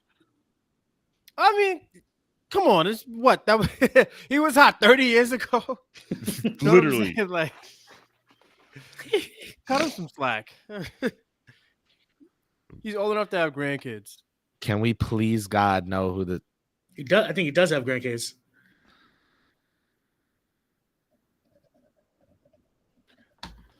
worldwide leader has Jacoby Walter as the best fit for the Sixers of Philadelphia.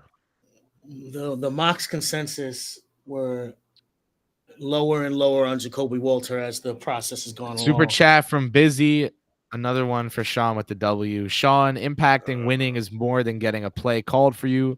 Getting a key stop on the other team's best player is equally impactful. Yeah, where do you see the suits? Busy. Scoring down the stretch doesn't matter. I'm in the I'm like a YouTube rookie. chat on my phone. Oh, the YouTube. I'm in the YouTube chat on my phone. Sounds like an accidental I'm- Bronson bar.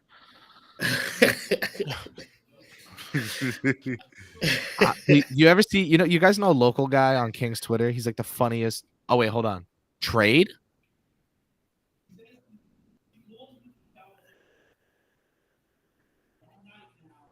Oh, we he's know that. announcing trades from like an hour ago. Okay. Come on, man. Thanks, Adam. Yeah, thank you. You got me Like we all got hyped phones. for fucking nothing. I think this is going to be Jared McCain. Oh, Hey. There it I is. finally got one. I really just had to guess last second, and I got it. I'm now 7 for 13 on predictions. Okay, let's talk Jared McCain for a little. I kind of like gave up on prospect analysis after a little bit. He's a super good shooter. This is somebody who is not this is like the quickly vibe of like he's not pressuring the rim, he's not getting to the paint, he can play outside.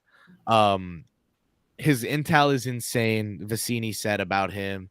A lot of people comped him to Seth Curry. I would say Kobe White is a better comp than that, and not just because the hair. Like, I think he's really like a hard worker. I think he's going to take a little bit to turn into like a good player, but I do think he can help a team right now because of the shooting. Like, he can shoot. That's a given. And players with givens in this draft class on the offensive end of the court are really worth something. That's why Ryan Dunn, he's a given on the defensive end, but he's not going to go top 20, I wouldn't think, because the given on offense is that he was a 6'7" college player and took 6 shots a game. So I think McCain is really good. I like him a lot. I had him 14 on the last board I did. So yeah. Jared McCain. Go ahead. Dalton Knecht is on the board for the Lakers at 17. Should they do it, Kev? Bronny. Take Bronny now. Take Bronny now, or I'm gonna set in order some team to take him, and you don't get to play with your son, LeBron. This is insane. They're doing a TikTok highlight reel, by the way, because he has 3.8 million Instagram followers. He walked into Duke with 2 million followers on Instagram. No, he was famous from high school. Like, he's been TikToking since high school. But still, 2 million is crazy. 2.8 million TikTok followers right now. Yeah, he does the TikTok, but can he, like, you know what I'm saying? Throw the pocket pass with either hand? That's what we care about. No, that's what we're trying to see right now. Maybe instead of, I think McCain is great locker room vibes, Rise. I think McCain is great locker room. He's such a happy person. He loves basketball, and he's a hard worker. I think McCain is great locker room vibes. The Lakers should just take Tristan da Silva here at 17. That's my take. Will they? Who? They might need someone who can create more. Don't take. No one can create in this draft class. If you know, you know. Collier, and then take Bronny later. You get Bronny in his There's no friend. way they go Collier. I would think if they're Tyler Kolek, if they're taking someone that's gonna like Kolek could be a good look too.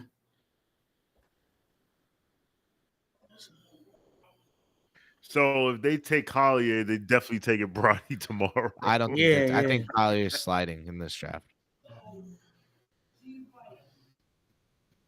I think they're going Knecht, De Silva, or Kolek. Jared McCain stands like Whitney Houston. Does anybody else see it? No, like, I'm not even trying to like just take that for what it's worth. But like the way he has his hands, like the blazer and everything, the good jewelry, these Whitney Houston vibes, and I just like, you feel me? Rest in peace, Whitney. Yeah. Oh my goodness. Oh my goodness. Both very talented. He could also sing. You know what I'm saying? Maybe that's what he was can going also for. sing. Oh man. Oh Like the goodness. hands like you know at the belt height was kind of like, I'm like, you look like Whitney, bro. This is crazy. All right. I'm going for the Sixers. This motherfucker is wild. It's still really funny to me. B or B plus, Kev? What do you think? For which pick? The The Sixers McCain? right here. Sixers taking McCain. B plus because adding shooting around what they already have is always a good idea. I'm with it.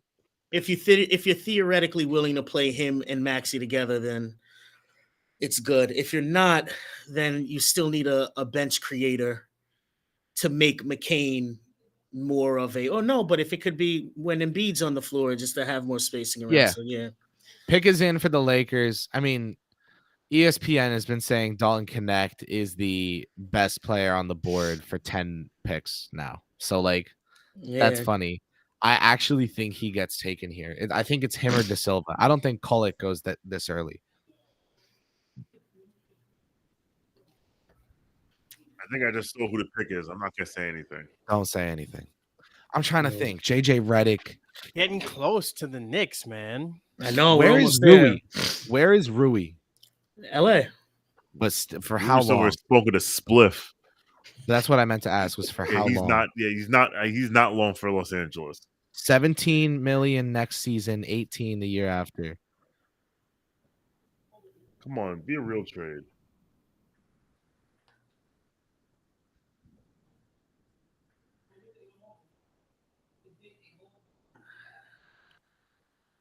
That's some real shit. I'm gonna go Knecht here because I don't. They're just gonna take the by far the best guy on the board. I had Knecht 9 on my board in this class, and I feel like value pick. I feel like I was definitely high on him, but I've liked him like all the whole college season. I really liked him.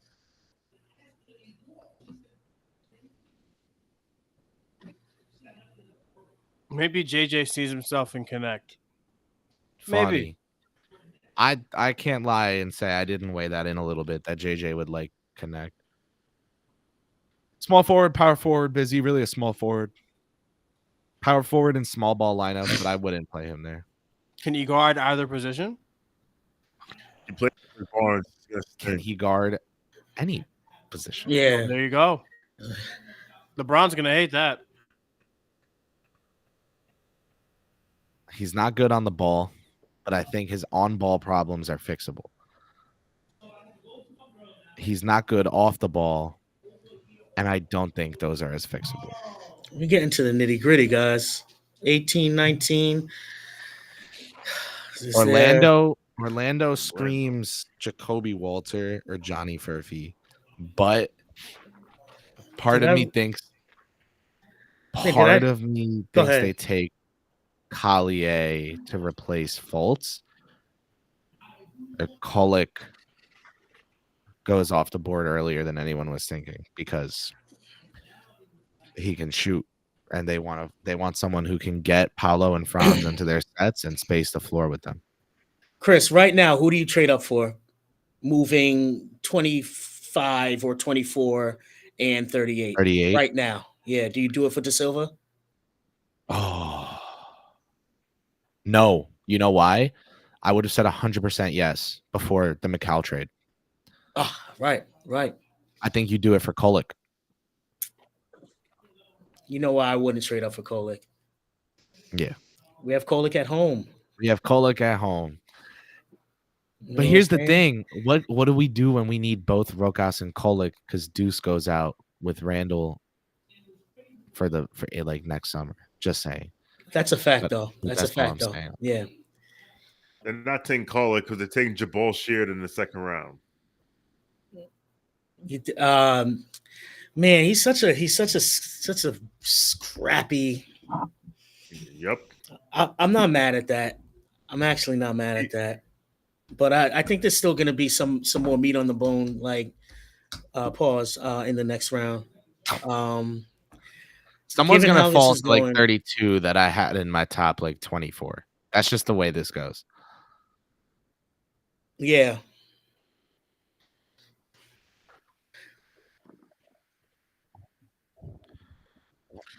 You wanted a high standard and you went to Tennessee to get taught by Rick Barnes and teach you how to flop in a tournament.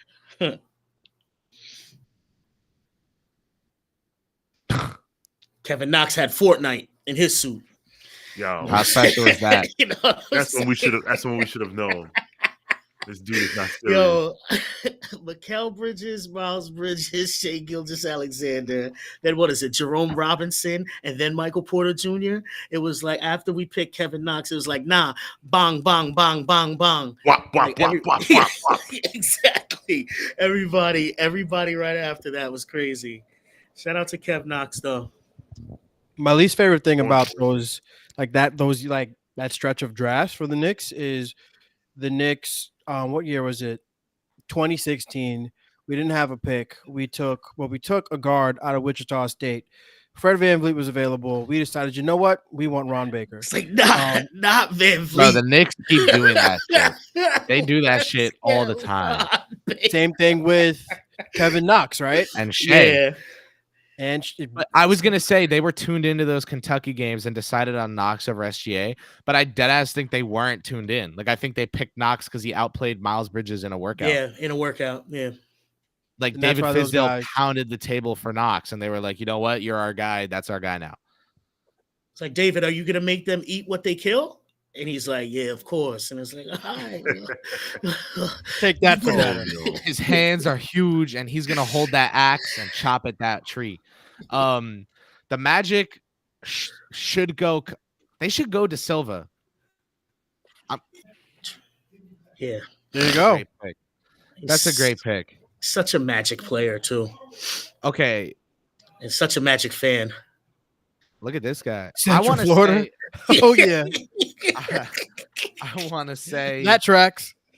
I want to say my prediction was kind of Collier. So do I take credit for that? Because I said they should go to Silva.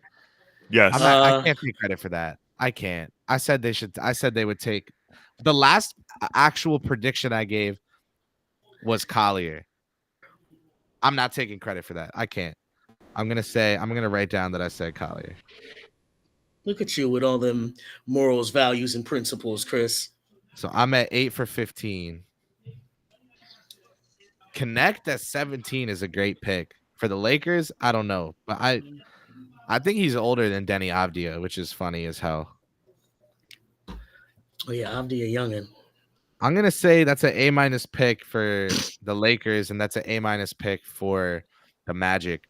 The Magic going to Silva. Like realistically, if you think you're a good team, you want someone who can come in and be a good backup wing. This kid is 6'8". He can shoot the rock. He can defend. Yeah. This is a good pick. This is a really good pick. Who's next up? Toronto? If I was the type that could like focus in and do like a big board or a mock, I can't.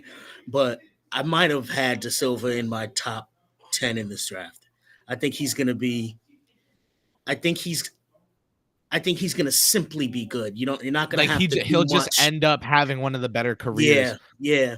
And you don't have to like for some players, it's like, oh well, he has to have the ball in his hand, or for another player, it's like, oh, you have to have this type of defense. Yeah. De Silva to me is just like, Okay. plug and play. Really quick, Giggity. for what it's worth, the 18th pick just got made. Now the Knecht was 9 on my board. De Silva was 17. That's why they didn't take De Silva, David Crockett, I think, is because Knecht was much higher on their board, maybe the way he was on mine. But I actually thought they should have taken De Silva. I just saw them taking Knecht because of JJ and whatever. I think right now everyone on my board except for my number 15 prospect, Isaiah Collier, has been taken. And the guy who got taken that's below my top 17 was Tijan Salon, who I had at 19. So 6 overall was kind of fucking crazy, but whatever. Toronto has to like replenish their like 6'8" to 6'10" wings with 7-foot wingspans, don't they? Eve Misi. There's my prediction. Lost Pascal and OG. Mogbo would be a crazy Toronto pick here, but he's not long. Like he's long, but he's not tall. I'm gonna go Eve Misi. I'm high on Eve Misi. I really like him. What do they got over there? Pirtle and do they have Pirtle? They have Pirtle, but Misi's not ready to play right away. Like he's not. Right. And you know where he's from? Yaoundé, Cameroon. There's one big man in the NBA from Yaoundé. His name is Joel Embiid. His name is JoJo.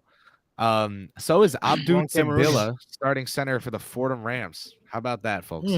Shawn just laughed somewhere far away in his Bluetooth earbuds because he heard me shout out the Fordham Rams. Anyway, Tyler Smith is Raptors 101, says Hayden. Yeah. Oh, yeah. But he can't defend. So, like, I don't think so. I think this is Eve Misi or Jacoby Walter. And I'm going to go Misi. Those are very different players. Can you dive into why, like, how does Jacoby Walter fit as opposed to Eve Misi for the Raptors? Okay, so Jacoby Walter, here's the sell, right? Like, this kid is, where's he on my board? 27. I'm not as in on him as other people are, but again, this is that kind of draft class. He was a 34% shooter from downtown, 38% from the floor, just 19 years old, played at Baylor. Everyone believes in his 3-point shooting. Everyone buys it, and that's why I don't. I think he has Johnny Davis-itis, where he makes so many fucking that's a diss. So many. I had Johnny Davis like 6th overall. I'm dissing myself. I think Jacoby Walter makes so many tough shots that he's going to be settling for pull-up jumpers in the NBA and not making them. He made 25% of his off-the-dribble three-pointers. He made 32% of his pull-up twos. The in-between game is not there. Yeah. I think he sees the court kind of well. But, like, if the sell is, okay, but he's not going to be super on the ball. He's just going to hit the open threes and then be on the court because of his defense. I don't think he's a good defender. He has size. He has length. He screams Raptors. I think he can shoot, but he hasn't shown it. I buy the shot getting to league average. I don't buy him being a sniper. Maybe he can get better as a defender because of his length and height. He's an off-ball guard that's 6'4" with a 6'10" wingspan. But if the shot doesn't, never spoil. I don't see the shot coming along, and I see Masai going with the international guy from Africa, Eve Misi, because Misi can back up Pirtle early on if they plan to be bad. And if not, I got a starting spot on the Raptors 905 for Eve Misi. Either way, I think they take someone who went to Baylor, which is funny. Okay. Really informative. I appreciate that.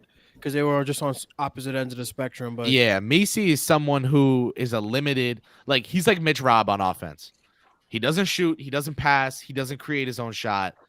His only passing he does is, oh, shit, I got the ball at the top of the key. Guard, here you go. Like, Misi has tools, though. And I think he's a good pick in this draft at this point because he's big, he's athletic. The work ethic, the intel is good, according to Vicini, who I lean on for that kind of intel.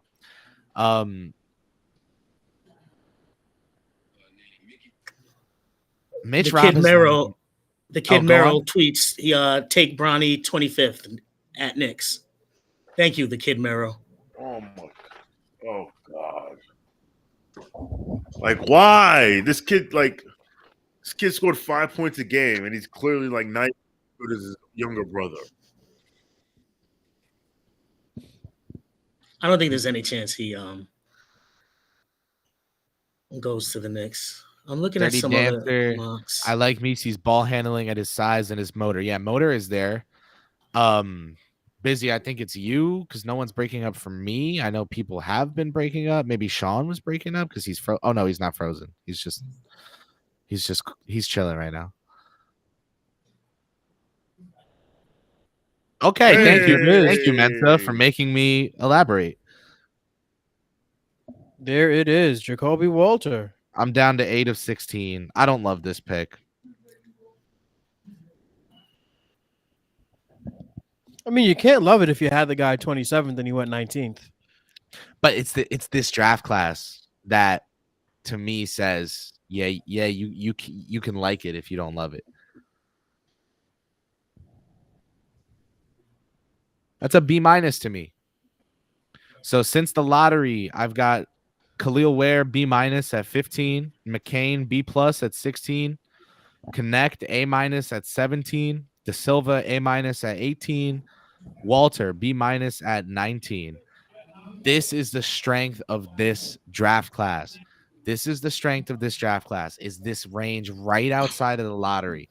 The last two picks, there's going to be no bad picks for like 20 picks. The last two picks in the lottery were A picks to me because those guys fell into those teams' laps.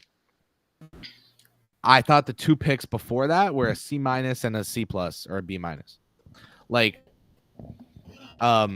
this is the strength of this draft class. The strength of this draft class is that you are going to get like long-term contributors, guys with 10+ year careers potentially here in the late teens of a really weak draft class.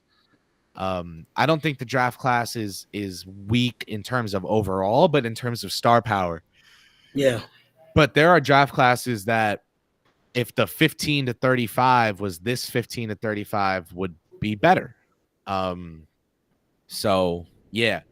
Like, look at the guys going off the board from 15 to 19. Khalil Ware, Jared McCain, Dalton Knecht, Tristan De Silva, Jacoby Walter. Like, I don't like Walter, and I'm not huge on Khalil Ware. I like him. I see the upside. I'm not huge on him. I guess Miami plans to be rebuilding soon. But, like, these are good picks to be going in this range of a draft. These are guys that I thought might go in, like, the 7 to 14 range in this draft. Or the 10 to 14 range, I guess is the way to put it. So, yeah. Cleveland is next up. Who am I predicting for them? Who am I predicting for the Cleveland Cavaliers? I saw a tweet. I'm not going to say anything. I could see them going a couple different directions here.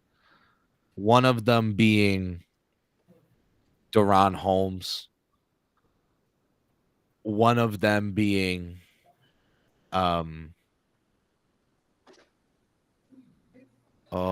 there's no way they go Furphy. Filipowski? Filipowski's going to be a Knick. I think so too. I think Filipowski ends up in New York. My man Deron Holmes.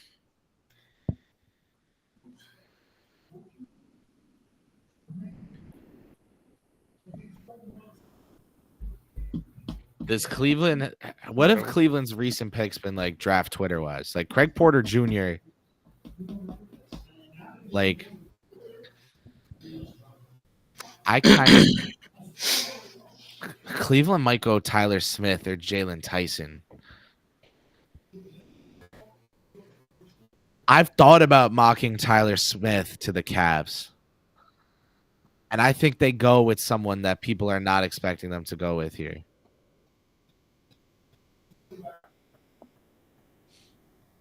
I mean, what does Cleveland really need right now?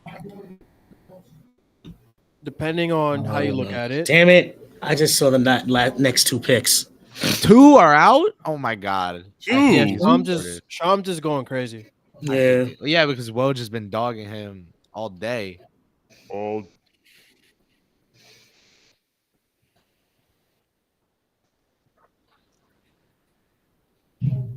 Apparently, Bub Carrington got booed because he said he doesn't like dogs, only cats. That's what kind of draft this is.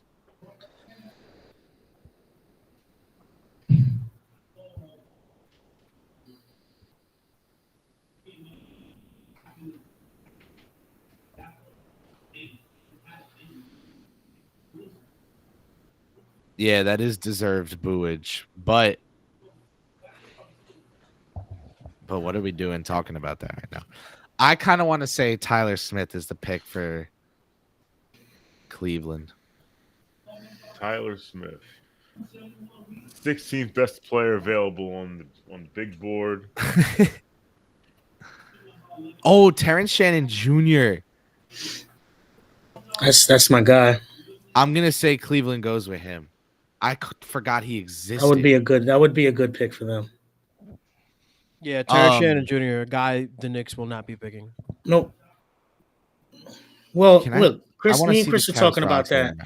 And like the concerns might be on brand for the Knicks, though. If you think about Dolan, Rick Brunson, and Gerson Rosas, you know what I'm saying? But I don't think they're gonna. I don't think they're gonna do it either. I don't see it. Do the And now- Cavaliers have one center on their roster? Oh, is Tristan Thompson a free agent? Wait, what happened? And did I miss something? With No, nothing got announced. with a 1974 Jared Allen.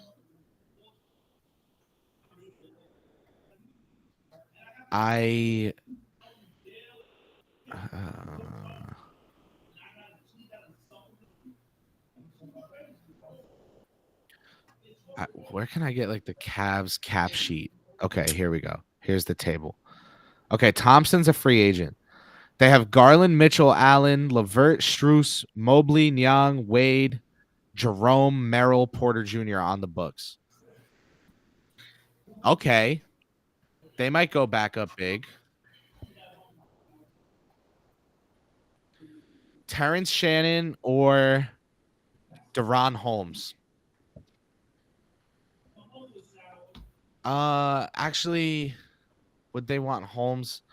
I mean, they're trying to be good right now, so I don't think they should go Messi. I think they should go Holmes. I mean, do they really need a backup big with Mobley and Allen? Yeah, because you're starting both. Yeah, And you also because have one of them is Yang going to be playing gone the four. soon.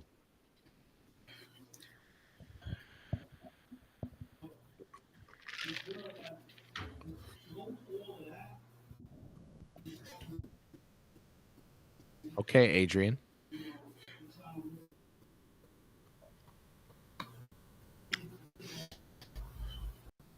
What do my boys do? Cleveland hasn't been the same since Mitch Robinson came through and crushed the buildings. There you go. I'm going to say Deron Holmes.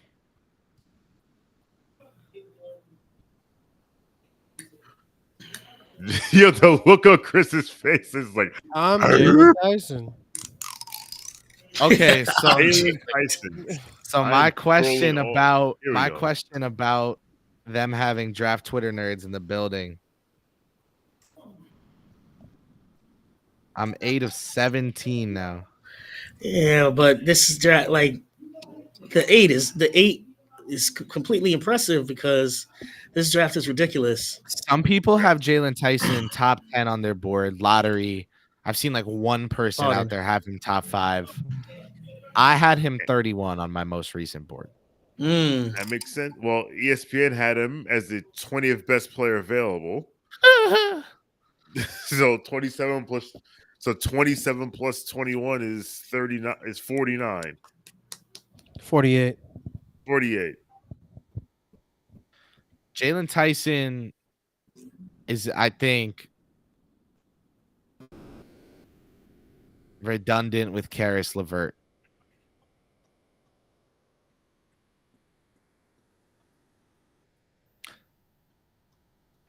But they're a different kind of player, and he can create shots. Like, he has the upside for that. He's a driver more so than a shooter.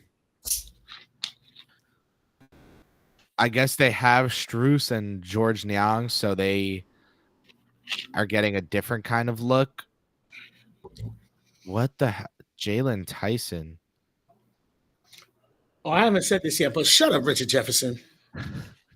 I meant to say that earlier. Always and forever. Yeah. Okay, Kevin and I did so much talking about how there are going to be no bad picks, and I don't like this one. This is the one you don't like. I'm giving it a C. Oh, I know this pick too. Aye. I'm not looking at Twitter again. There's no trades. I was looking for if there was any more iHeart news or whatever, but my man Zion can't draft Lacazette school. What do they do here, man? I want to say it, but I'm not going to. Don't do that to me. Okay, who's my best prospect available? Bronny James. The Pelicans are not taking any of like my 3 best available guys. Just rule of thumb. Collier is my best available, then Filipowski, then Yves Missi. Could Missi be the pick? I mean, they're New losing Orleans, Pelicans, cap sheet. But Missi's not ready year 1. I swear I love him. I don't think he's ready year 1. They don't have a center on the roster. There it is. I think that makes the most sense. And if you're losing Ingram, you can afford a guy who could use some touches and Deron Holmes. Do I pick Holmes again? How far is Missi going to fall? You need a guy who's going to be able to back up Mitchell Robinson. So, but Tibbs won't play Missi year 1. I mean, unless meant he New has Orleans. to. Oh, you're going to hell.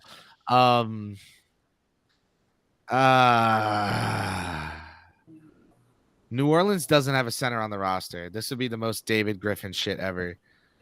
Would they trade BI for Jarrett Allen and then bring this guy as the backup? Would Cleveland do that if they have to trade Garland and they trade Garland to someone else? None of these other trades matter, though. These trades are peons.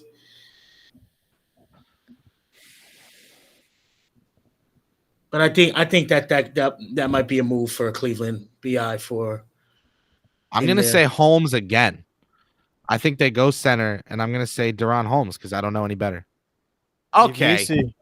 All right. The one guy I was like, they're totally not taking. God bless you, David Griffin. That's hilarious. He does have a very tall family. I love Yves Missi. He is the 20th prospect on my board. So that's a nice pick. I don't get it for this team. I'm high on him as a player. But what are you doing, New Orleans? This is like a B- at best. I'm gonna say B- just because I like Missi so much, but I fear that I'm being too nice. Phoenix just traded their pick. Oh, what? So they're not gonna take Tyler Kolek? Or done. Well, who they traded to? Can you say? Dirty Dancer put it in the chat. Denver traded up. Won't say for who. Busy. We cannot say for who. We are not spoiling the draft.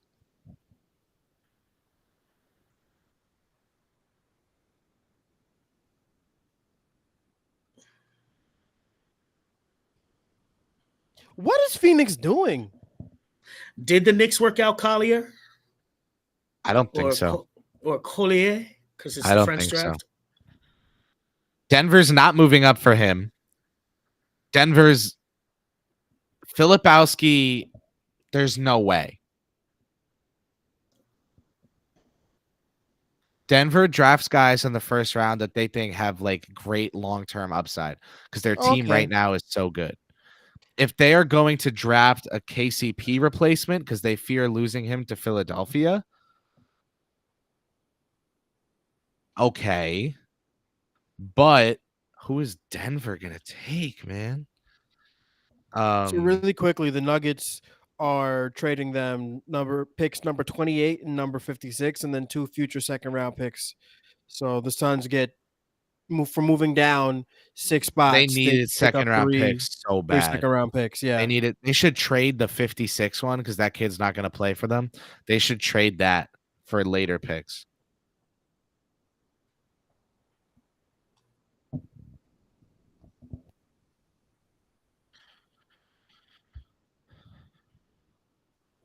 Jason, I think you could get like a protected second for 56, and I would just do it if I were them.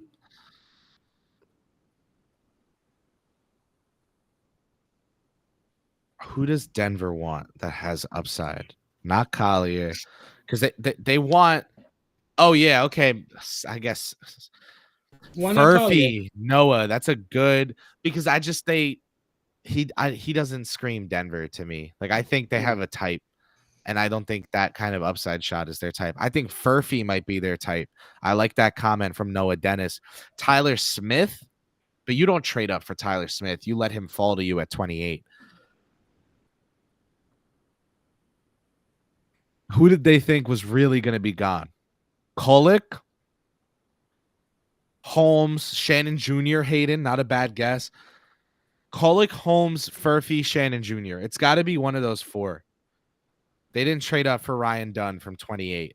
They didn't trade up for Shireman or AJ Mitchell or Filipowski. I think it's Kolek or Holmes or Furphy or Shannon. Who the hell am I going to predict? Let's see the goddamn cap sheet. What do we got? Basketball Reference. Oh, DeAndre Jordan's gone. They're losing Jordan and Holiday. They're paying Zeke Naji $8 million a year. They're losing Jordan. They might lose KCP. Reggie Jackson opted in. They have a 4 who can't shoot in Gordon.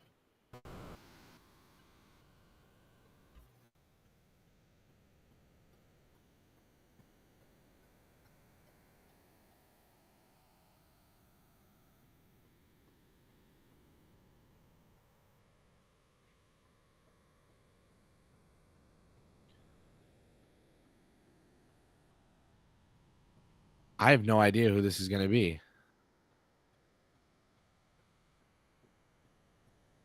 You do have an idea. You said who they picked. Damn it.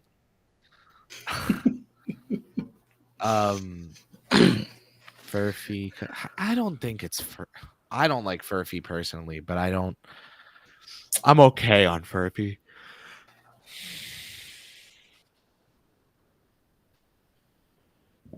You said it was between 4 guys, and it was one of those 4. Kolek, Furphy, Holmes. This is 22. Furphy would be fine. He's my 26. It's not. We're almost there.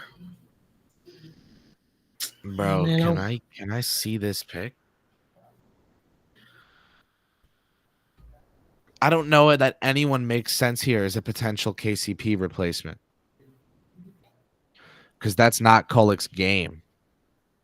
And I don't think that guy is like in this draft class on this board right now. I think it was like Jacoby Walter. Or De Silva. De Silva would have been great for Denver. Yeah, he would have fit in there. Yiggity. I think it's Jackson opted in.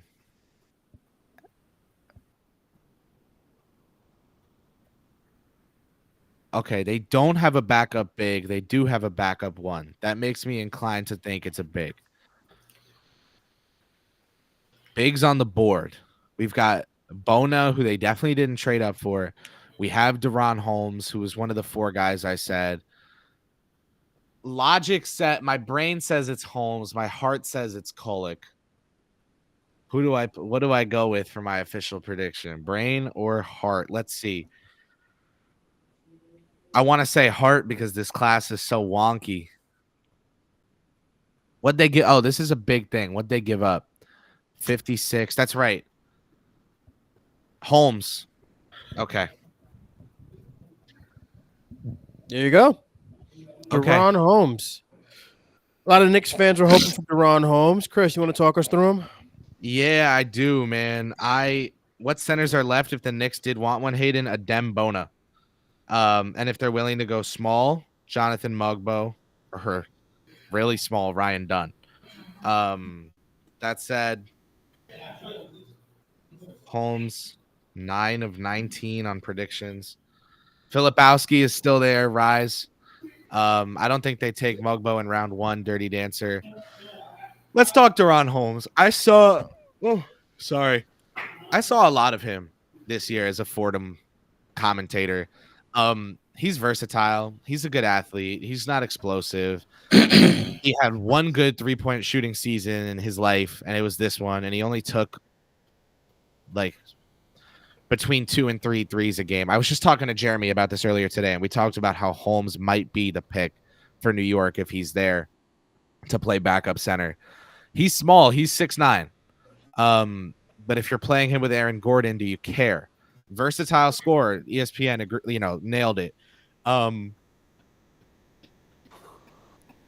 Can he rebound? Can he defend? Yes, he can defend, but I think he might be one of those like brutal tweeners who isn't enough of a 5 to be the 5 and isn't enough of a 4 to be the 4 and just ends up being like not a good defender at whatever position he plays.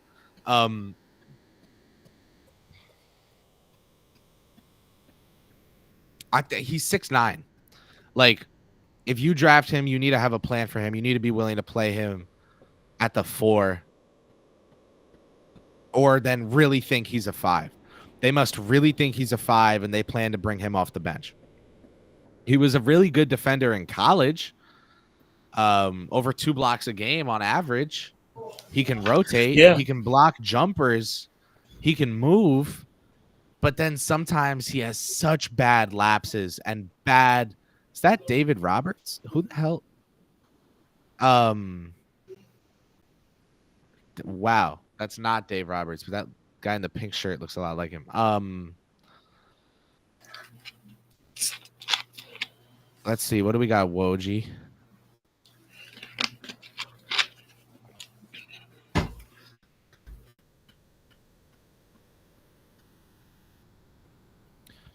Who will Milwaukee take? Milwaukee. This is a team I could see them all reaching over on the place. Mogbo. Reaching on Mogbo Ooh. because Giannis can defend the rim.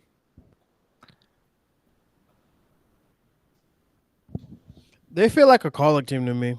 Bro, what is this? The Wizard of Colic, Oz? right? I was gonna say Colic. Yeah, they feel like I a don't Colic know. team. I don't think They need think take- contributors. But I don't. Hold on. Let me look at their cap sheet because I don't see it. They're losing Thanasis, Malik Beasley, Pat Bev, Jay Crowder. They're not losing Thanasis. Well, yeah, you know what I meant. Someone will get the water. They've got Giannis, Dame, Kris, Brooke, Bobby, Pat, Marjan. Who's And they the have- creator off the bench? Jess, that's perfect. Shit.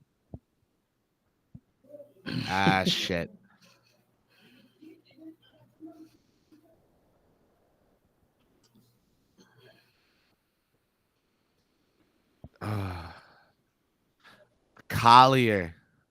I could see them going Collier. Yeah, I can see that one too. This is a team I could see being like, fuck it. We are moving. We are taking an upside swing. The thing is, they're so all in on winning right now. They probably would go Colic instead. That sucks. Are the Wiggins for Portis rumors true? I don't know. I know the Knicks were asked if they wanted Wiggins at the last deadline, and they clearly did not.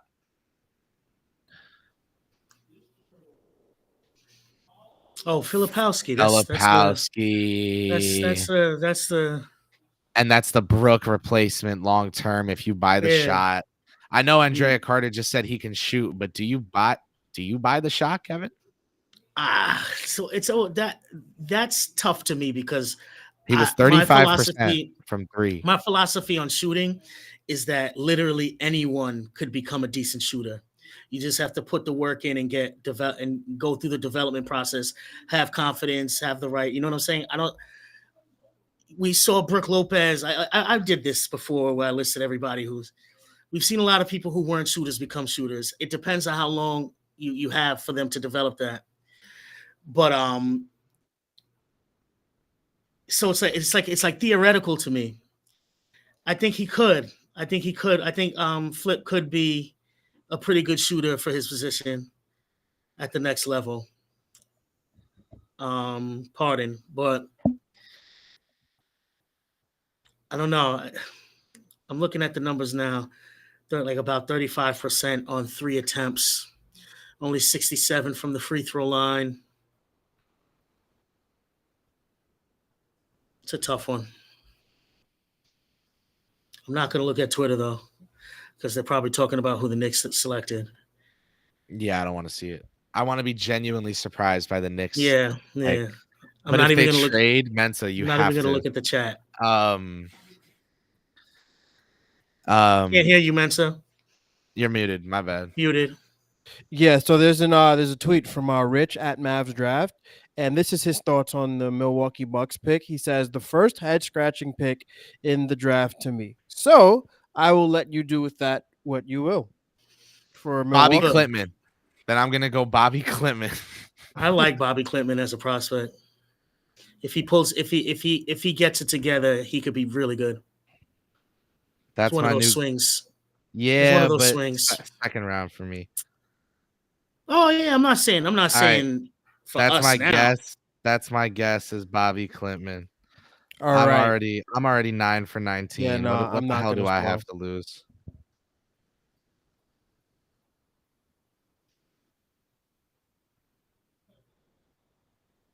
This is the way.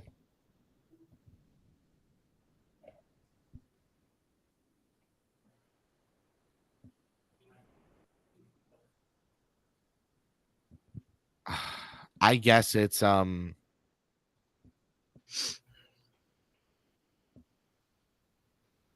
Chad is saying trade. Knicks traded the pick.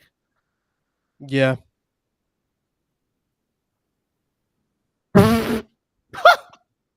What? Head scratcher. Okay, I was wrong about that. Okay, wait, hold on. This is what we're here for. Is the New York Knicks. Hold on. AJ John. Well, at least we know it's traded, and we're not going to be like Leandro Bolmaro. We don't need to talk about AJ Johnson. Let's talk about what the Knicks just did. Talk about the Knicks. The Knicks just traded 24 to the Washington Wizards. Oh my God! Are they going to get? Did they trade down to 29? We don't have details yet, but this is exciting for me because that's more money to give to my guy, Isaiah Hartenstein. But yes. There are no details quite yet. We know who the Wizards are taking. Do you want to get into that, or you want to give a prediction first, or do we just wait? No, wait on that. Cool. Let's talk Knicks here. I wonder definitely. if they're trading down. I wonder because I know Washington has 29, don't they? Or is it 28? One of them. No, 28 is the Phoenix Suns. You've done miracles on me. Oh, Washington has 26. 26. Did the Knicks trade down to 26 because they know that they'd rather have 25 and 26 than 24 and 25? Is Washington going to take an upside swing that they just were never going to? Okay, there's one question. Mensa, if you get the return, drop it. Waiting on it. Kris, you are amazing. Knicks traded 24 to the Wizards for number 26 and number 51. Yo, That's a good trade. That's a good trade. Brock. We gonna trade another pick. Watch. The Knicks, man. Go trade another pick. The Knicks, I think man. they might trade again. We're gonna trade again. Gotta love the Knicks, man. That is such a Brock Aller move. But I love it. You gonna go to commercial right before the Knicks? Come on, man. Y'all terrible. Jeremy is gonna tell us that the salary slot between 24 and 26 frees up such and such amount of money, and it's just enough for the Knicks. Man, gotta love the New York Knicks cap machination geniuses, man. I'm pumped again, guys. I'm pumped. I wasn't excited, but now I'm excited. This is great. This is wonderful. I used to think about doing that math, and I started watching KFS. This is listen. We got a guy who does all that for us. It makes us all sound much smarter. Tune in. I think that's a really good trade. What, 24 for 26 and 51? Yeah. It's amazing. It's free money. It's absolutely free money. Okay, the Kentucky Herald did salary projections. 24th pick will make 2.361. Are they using the Not Like Us beat right now? That's crazy. Of course they are. Okay, the 24th pick will make $2,361,500. The 25th pick will make $2,266,700. The 26th pick will make $2,191,700. So 2,361,500 minus 2,191,700. The Knicks just saved $170,000 and got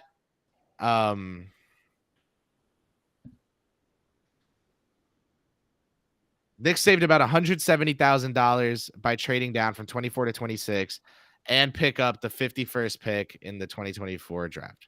Gotta love it. Got to love it. And according to Woj, he says the Knicks will now be selecting at 25 and 26. So if you believe him at face value, it sounds like the Knicks are going to pick both places. I don't believe it, but we'll see. I believe it. I believe they get Tyler Kolek and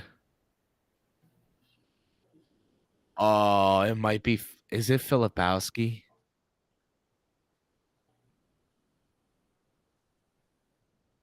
Is it Filipowski? There's no way it's Collier Allen. And the reason I say that is because not only is he not like the kind of prospect the Knicks are looking for in this draft, but he's also super not a Tibbs player. I don't think there's a way the Knicks go Mugbo in the first round. If they're keeping 38, they probably wait for him there. Oh, they're going to take 38 and 51 and trade up again. And they're trade up again. They're going to trade up to like 32 and take Mugbo.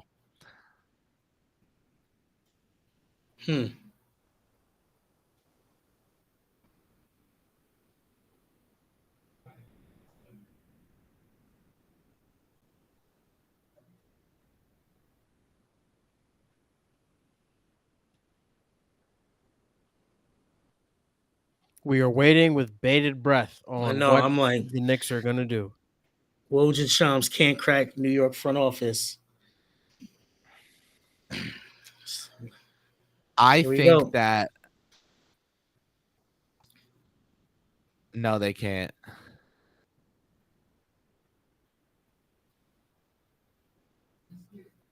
Guys, if you're in the chat, please do not spoil what happened. The Knicks pick just come out? No, the Knicks pick, I haven't seen it, but like they've been my pants ahead of me bro. a little bit, and I'm just like, guys, let's not. Putting my comb over the chat. Yeah, I might even close the chat, to be honest. I was gonna say, Kev, you could, if in the top right, if you see the bar, the dash, and the arrow, or actually it's just a bar and an arrow, but you can gone. Yeah.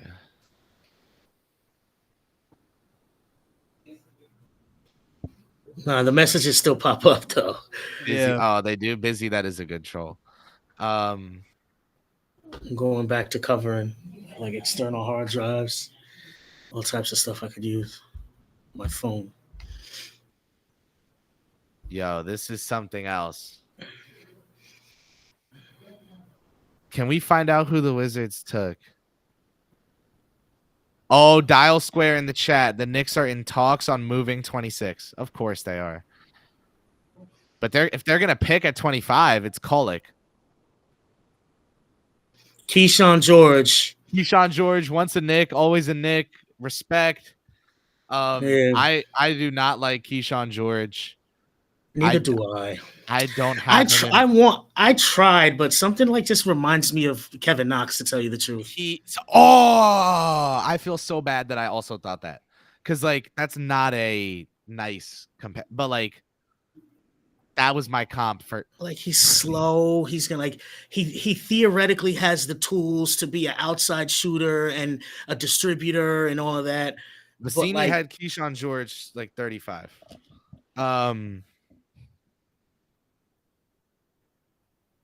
And he's another one of those guys who like didn't actually shoot it well from three, right? No, he's like all potential. I didn't have a prediction for Washington. Oh no, he shot 40%, 41% from three. But what was the volume? 4 a game. Exactly. I mean, I guess I like the upside swing, but I don't really.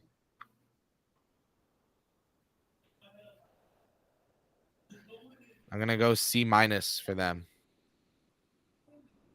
C- for them.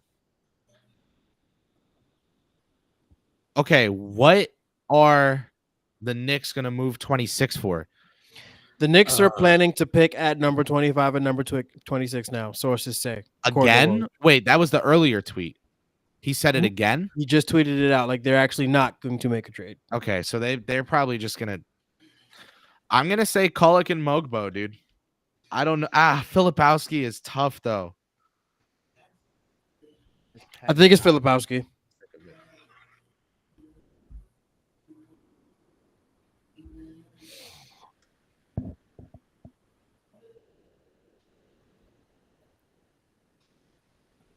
Okay, I'm going to say Kolick at 25 is definitely my first prediction. Bro, why are these pens not writing on this notebook right now? I'm actually getting tight. Kolick.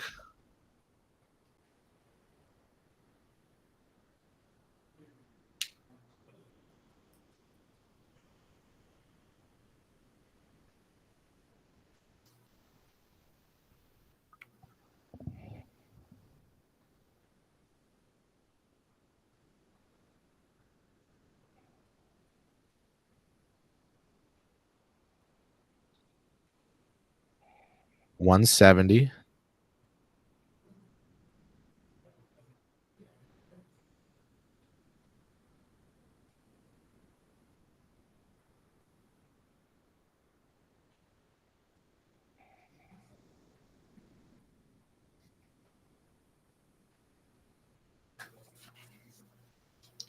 I don't think Mogbo's there at 51, Dirty Dancer. I think Mogbo's gone before the 38th pick. I think if they really want him, they would move up. Just take who you want now. I don't care about this like value thing. No, last time I was like talking myself out of like Donovan Mitchell and like, oh, let's get Frank Ntilikina. Like, I learned from back then. Like, take who you want. Trade back if you can, though. No doubt. I still think we're gonna end up with Dunn tonight if we're taking 2 picks in the first. Okay, Dirty Dancer, I hear you. But I think Mogbo has I think he's better than fringe NBA, but I obviously don't think he's. I think Mogbo has an incredible upside. Yeah. Matter of fact, a ridiculous upside. Or Mobo. Is it Mobo or Mogbo? I think it's Mobo. Mogbo, I think. If they're picking like 3 players, they're gonna stash someone. Like, is Dadier there at 38? Are they trying to move up? Are they trying to move up for Dadier? Is Dadier at 32 the pick? Mensa, do you not like Dadier? It's the French draft. Pajón Dadier. Oh, Okay. pick is in. Y'all are wildin'. I'm gonna block the chat. Oh, I can't see this, bro. I'm nervous right now. Me too. I don't know why. Why am I nervous right now? Why am I nervous right now? Kris, you are very good at what you do, is all I will say. You got it. He said it already. What did Kris say? Kris said, Call it? You are yeah. very good at what you do.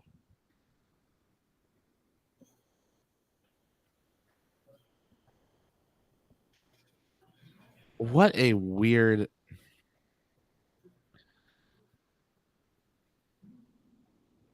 But the Knicks are, I will say one thing about the New York Knicks. They are very, very, very, very, very prepared.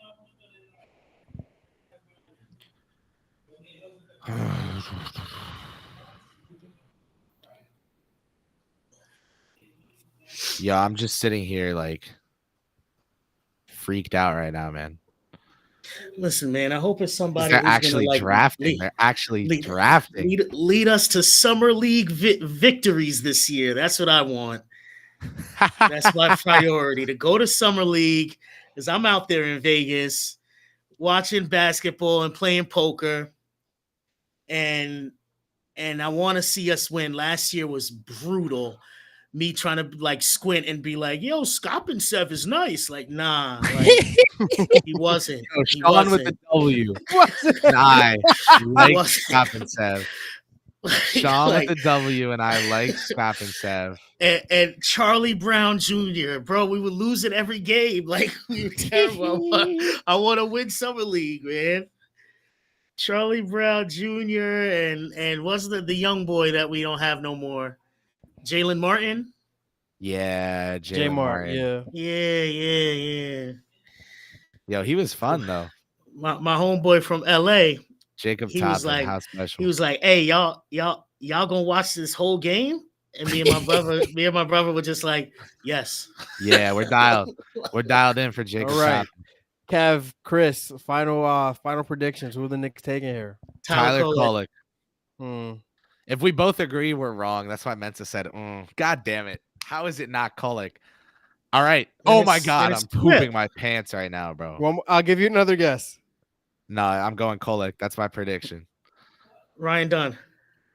Not done. Oh! The draft and stash happens at pick 25, ladies and gentlemen. Let me message my Kris, talk to us about Pacome Dadier. Hey, Knicks fans, let's talk Pacome Dadier. Okay. Pacome Dadier does not get to the rim a lot. He is not a separator. He is a straight line drive, head down attacker. And he's not a huge passer either. So he's not passing out of those drives. This guy is just fucking bulldozing the rim. His defense is not all that. For a 6'8", 210 French prospect, his defense is not all that. I will say that. I think that he was a European player that was 18 years old who did not suck. Sam Vecini said NBA personnel that likes Dadier comps him to Tobias Harris. Look at the Knicks fans on their phone trying to figure out if they actually are keeping this guy or not. Here's the thing.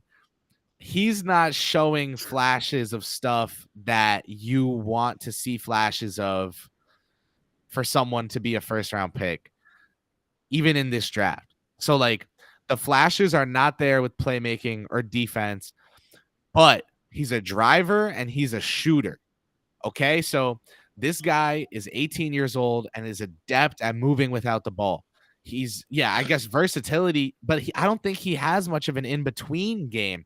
He does have three level scoring potential, right? Because you look at his stats he shot 49% from the floor, 35% from three, 75% from the free throw line. But In his German league play, he shot 52% from the field, 37% from three, and 80% from the free throw line. The kid has a jumper. The kid has touch. I think he'll learn to finish around the basket. He's good at relocating. Like, he's an off-ball player. He is an off-ball player. Picking the draft and stash first because the pick is more expensive is peak Knicks bullshit.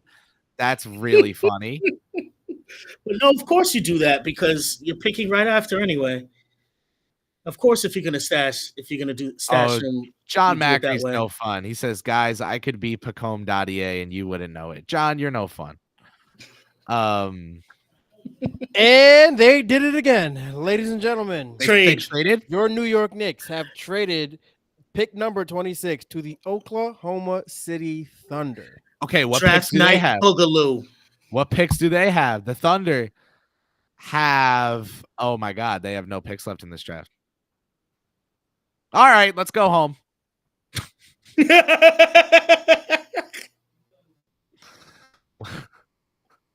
Yo, the Thunder, if they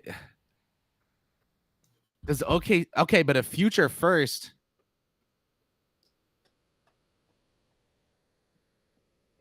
A future first is good money. I. Unprotect that. Unprotected though. Come on, like let's. 26th pick is set to be paid about. The 26th Looks like a lot of good players are getting pushed into that second round. Yeah.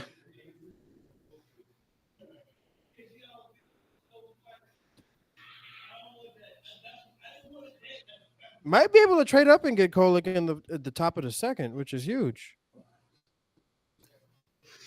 By trading out of 26, by trading down and then out of 26, and if they stash Dadier, they save.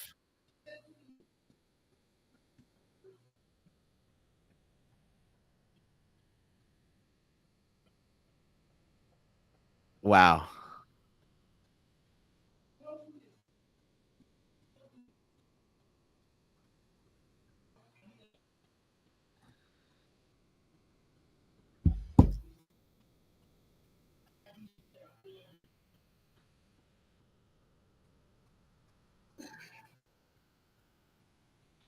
I'm surprised they didn't go with Kolek.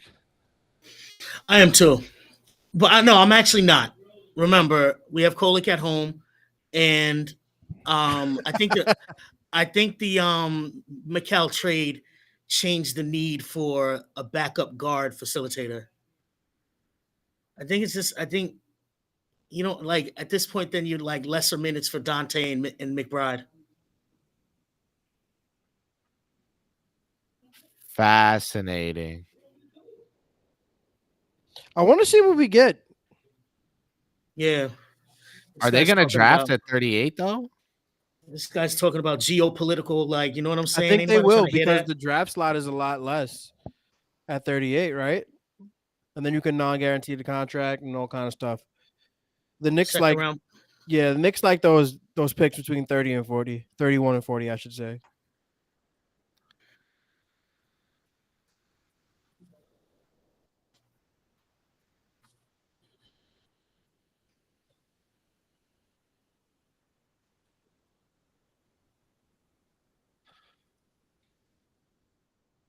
Holy shit. OKC from Shams is sending 5 second-round picks. Wow. To the Knicks. I love it. I love that. Somebody who just said that. I love that. Dude, the Knicks Shawn, you're muted. Second-round picks. Jonathan was saying during the live stream last night that the Knicks are going to do something to get extra seconds.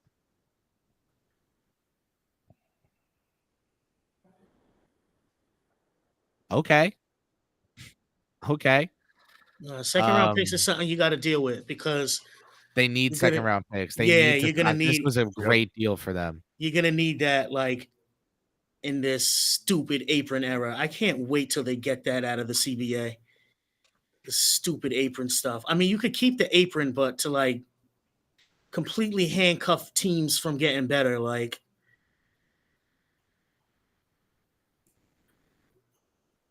Tonight was a victory for Isaiah Hartenstein's Knicks fans because we just saved a whole lot of money against the cap. And I don't know exactly how much money. Kris, you had a tweet saying that we saved around $5.5 million. I'm sure Jeremy will follow up with another tweet, but the Knicks need to do everything they can to keep Isaiah Hartenstein, because I can tell you this as a matter of fact. The New York Knicks, if they keep Isaiah Hartenstein, he will be more valuable this year than anybody they could have picked in this draft. So I am very grateful that the New York Knicks have somebody like me in mind, because I've been panicking and spiraling for about 6 months now. So, and I will not stop spiraling until we get that Woj bomb that Isaiah Hartenstein has signed a 4-year deal with the New York Knicks. And this gets me closer to my dreams. So I am very excited about this. I can sleep well tonight. yeah. It also, we got 6 second-round picks so far tonight. The second round pick span from between 2025 to 2027. So it's not a pick in this year's draft. Well, we got the 151. 38 and 51. Yeah. The Knicks might package those to move up to like 32 and get a guy like Kolek or something. Or Mobo. Kolek's going to go before this first round's over. There's no way. You think Boston let well? Super chats. Let's talk. All right, one from Sam L. Thank you for your contribution. Says, what's up, Sam? This is old because it says, do they get out of paying the first round salary? That's old. And Alex Fargo Tufo says, is it possible the Knicks pick Daddier to trade to Nets, sign him and wait 30 days to complete the Bridges trade, Adams to Jeffries, voila. It's interesting. Say that. Read that one again for me, Shawn. So they take Daddier to trade him to the Nets, sign him and wait 30 days to complete the Bridges trade, add him to Jeffries. Basically, Alex is trying to figure out how to avoid being hard capped. Yeah, I get it. Yeah. Yeah. By the way, if the old super chat was about draft and stashing, yes, they do get out of.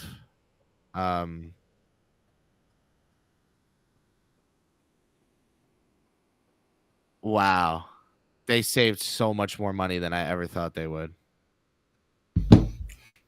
Yeah, Mensa, this is for you. It can't be for anybody else. It cannot be for anybody else except for me and my guy XJ. Because listen, I have been screaming from the rooftops, you do not let Isaiah Hartenstein walk. I get it. Isaiah Hartenstein's EPM is probably way higher than he actually exists in terms of value. But a 26-year-old center, you're going to get this guy 26 to 30, which has long been accepted as an athlete, at least in the NBA, an athlete's athletic prime. This is a guy who is just continuing to grow, and he unlocks the Knicks. Like, I don't know about you guys, but it warms my heart to think about Deuce, Josh, Mikhail, OG, and Hartenstein playing defense together and just making everybody else in the NBA miserable. And I need that. I need the Knicks to bring misery upon 29 other houses in the NBA, because I am sick and tired of watching everybody else have fun. We are finally at a place where we are in the inner circle of title contenders, and you have to hoard talent like nobody's business. Whoever you lose, losing Isaiah Hartenstein, whoever you bring back in, probably won't be half the player, if we're being honest. So you keep them, we make things work. I hope they do whatever they can, and then we will figure out the rest, or we figure out what we're doing at the championship day parade, because the Knicks, man, got so much talent, and you just got to continue to push it forward. So that's my spiel. I'm very happy with the way this draft played out. As long as we can re-sign Isaiah Hartenstein, I will be very happy. I don't care who we pick. Fuck them kids. I don't care.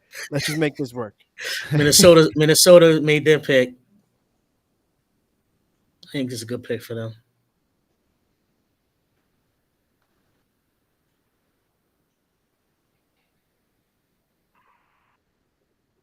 Jeremy says perhaps the Knicks could trade out of the draft with one of their picks, Max Hartenstein, and sign three second-round picks to the rookie exception. But I doubt it. Maybe they move Mitch, but that doesn't matter. If Hart gets a big offer elsewhere, I wouldn't expect him back. That was earlier. Yeah, that was about 4 hours ago. I realized it halfway, but I committed to the read. I was like, I'm not going to stop. I'll say this. I love Isaiah Hartenstein, but that. I'll say this. The easiest position to replace talent in is at center. That's a fact. Nah. Easiest. The easiest, absolutely. The easiest. That center. That is the most replaceable position. Interesting.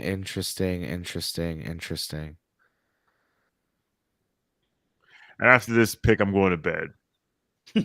You're hilarious. Oh, yeah, man. They got Shannon and Dillingham. He's fast. All right. Yeah.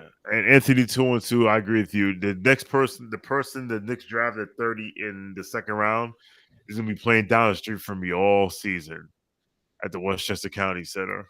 I think he'll be stashed, Busy. I think they'll stash Dadier. Oh, Shawn, I didn't know you was in Westchester. Yes, sir. Yeah. I'm hoping to go to some Dub Knicks games this year. Yo, it's a great atmosphere and not a bad seat in the house. Right. All right. Good night, everyone. This was fun. All right, Shawn. Let's do this again tomorrow. Well, let's not do this again tomorrow. But let's do this again soon. Knicks came into the draft with 24, 25, and 38. They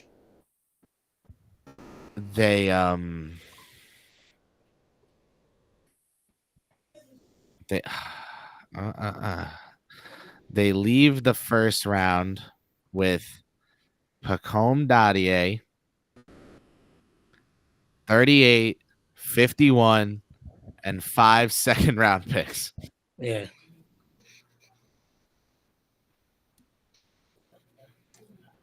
I had asked someone about, I think Wasserman, I asked about Dadier, and he was like, he hears he wants to come over year one. There's no shot.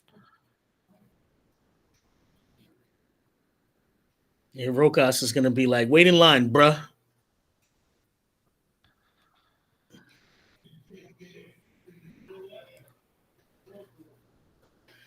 Trade and save. Jason M is saying he should play in Summer League. I hope so. You know me. I think he should too. Yeah.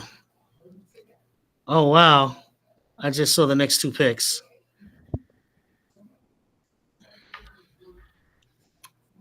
I need to find like the funniest picture of Leon Rose possible to use in this tweet I'm putting out.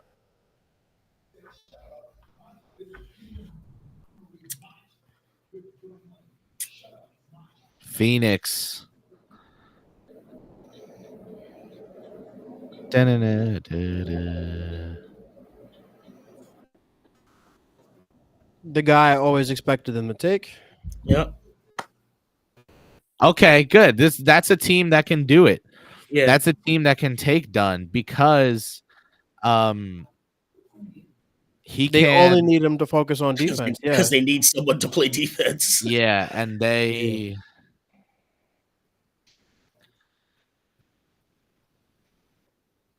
super interesting. Nah, man, his jump shot's trash. He can't develop it.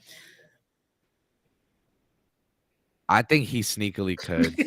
No, I know he could. But I'm a hater too. Like, of course he could, Kris. At heart, I want to be like. Did you see Berman, by the way, tweet like Scout told me Dunn can't shoot a lick? Thanks, Oh, Mark. yeah? That's funny. Yeah, best defender in this NBA draft. I want to say Sarr, but whatever. That's not that deep.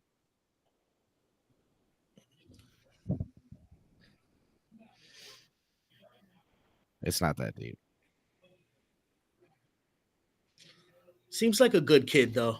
Ian Begley says, by trading out of 26 and stashing Dadier and replacing those picks by rostering 2 second-round picks on rookie minimum, Knicks could save a total of roughly $3 million in team salary for 24-25 per Yazzie Goslin.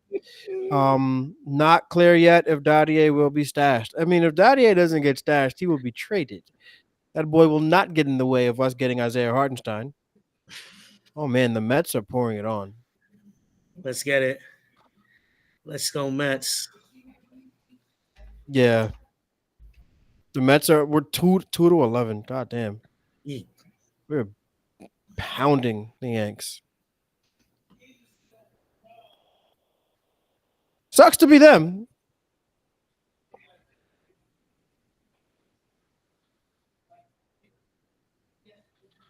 Knicks trade their second round picks. They would trade out of their second round picks. They would leave the draft having saved around that figure of $5.5 million. If they roster 2 players taken in the second round, they still save around $3 million and have their roster much more filled out than before. I'm trying to break this down as simply as possible.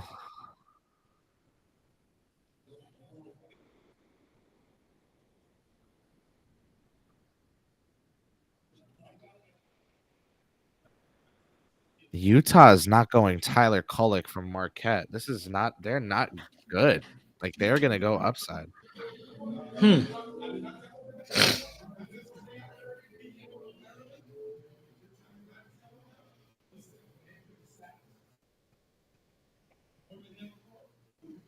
Markison. That's what Clyde says. He's something else. There's your tweet, Kris. There you go. That's a nice pick. Kid goes from LA to Utah. God bless. Right. But whatever.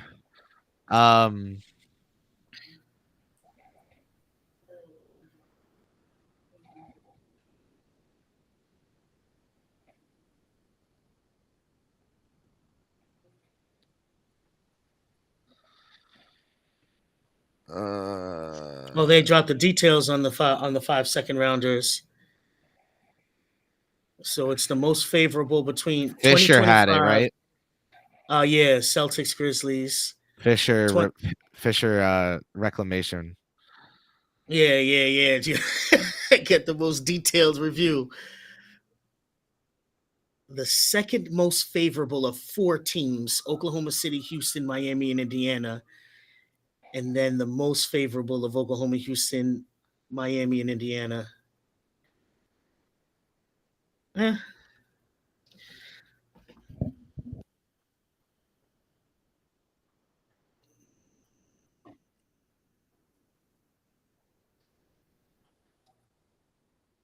Okay. There's some analysis. Yeah, I know people thought Collier was 6'5". I don't know where the fuck that came from. But okay.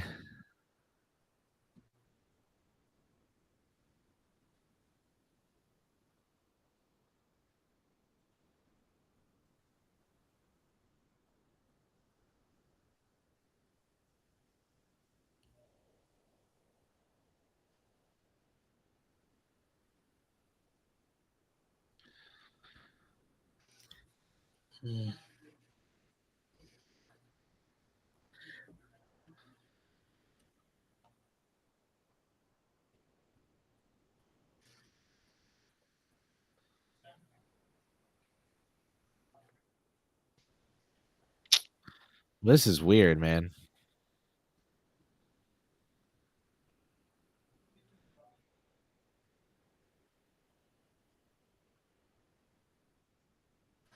You got Boston with the last pick.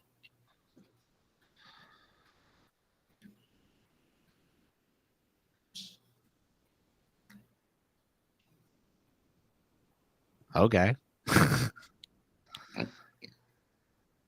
Yeah, OKC Dirty Dancer is so weird. I think it was Cats that said it, that like they make the most insane trades with the Knicks on draft nights, which is really funny. Wait, what does he mean by the pick protections? Meaning like On the second round picks, like 2025 most favorable of the Celtics, Grizzlies. oh yeah, because they have too many picks. 2027 most favorable of 4 teams: Houston, OKC, Miami, Indiana. And 2027 most favorable of 4 teams. Well, look, we're likely gonna in 2025, we're likely gonna have the Grizzlies pick. 2026, we're gonna have the Warriors pick. 2027, we're gonna have the Wolves pick. And let me pick who's the second most favorable. Is probably gonna be Miami. Indiana. Miami. Second most favorable? By 2020, I wish 2027? By 2027, I think Indiana will be better than Miami. Yeah. I wish their downfall. I wish Indiana's downfall too, but I'll find another way to hate on them. They will do it to themselves the way they always do. But it's probably either Miami or Indiana. That's nice. That's nice. Take their pick and say, oh, we got your pick. We have your pick. Thank you, Jessica. Thank you. Yes, he is. Love it, Jess. We love Kev. Houston, OKC, Miami, Indiana. Jesus Christ. Maybe even Houston.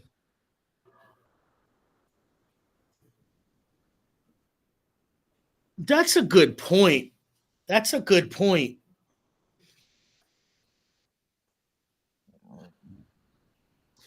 I just want Washington to give us that pick. Me too. Detroit's not going to do it, so maybe. Wait, what did Detroit do today? The same thing they do every On year. Holland at 5 when they never contacted him prior to taking him. That's so funny. That is so funny to me. Someone just copy pasted one of my tweets, reworded it like a homework assignment, and then said via Kris Persianen. Like, okay. Good job. Good stuff.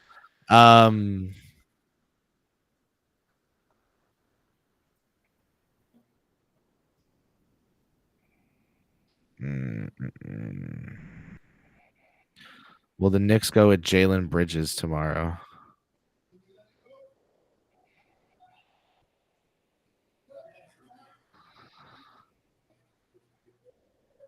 Jalen Bridges and Mogbo. We're going to be live here on Playback for Knicks Film School. Y'all should tune back in. We will take y'all through who the Knicks pick in the second round. I think they'll take one player, maybe. I think they might. Jeremy.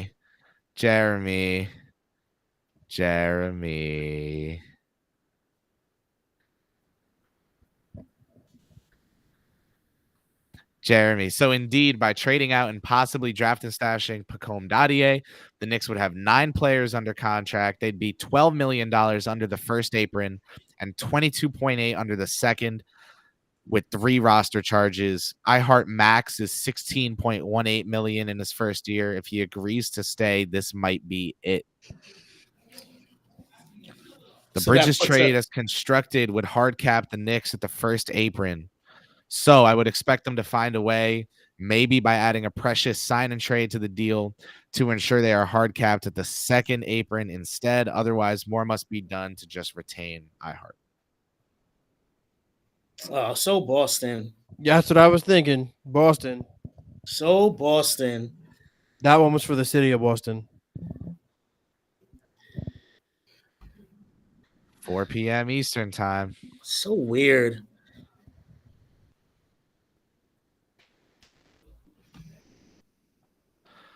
Thank you and have a good night. Adam Silver said it best. If you've been watching, listening, receiving what we say via Telegraph transcription, thank you so much for tuning in. I really appreciate you.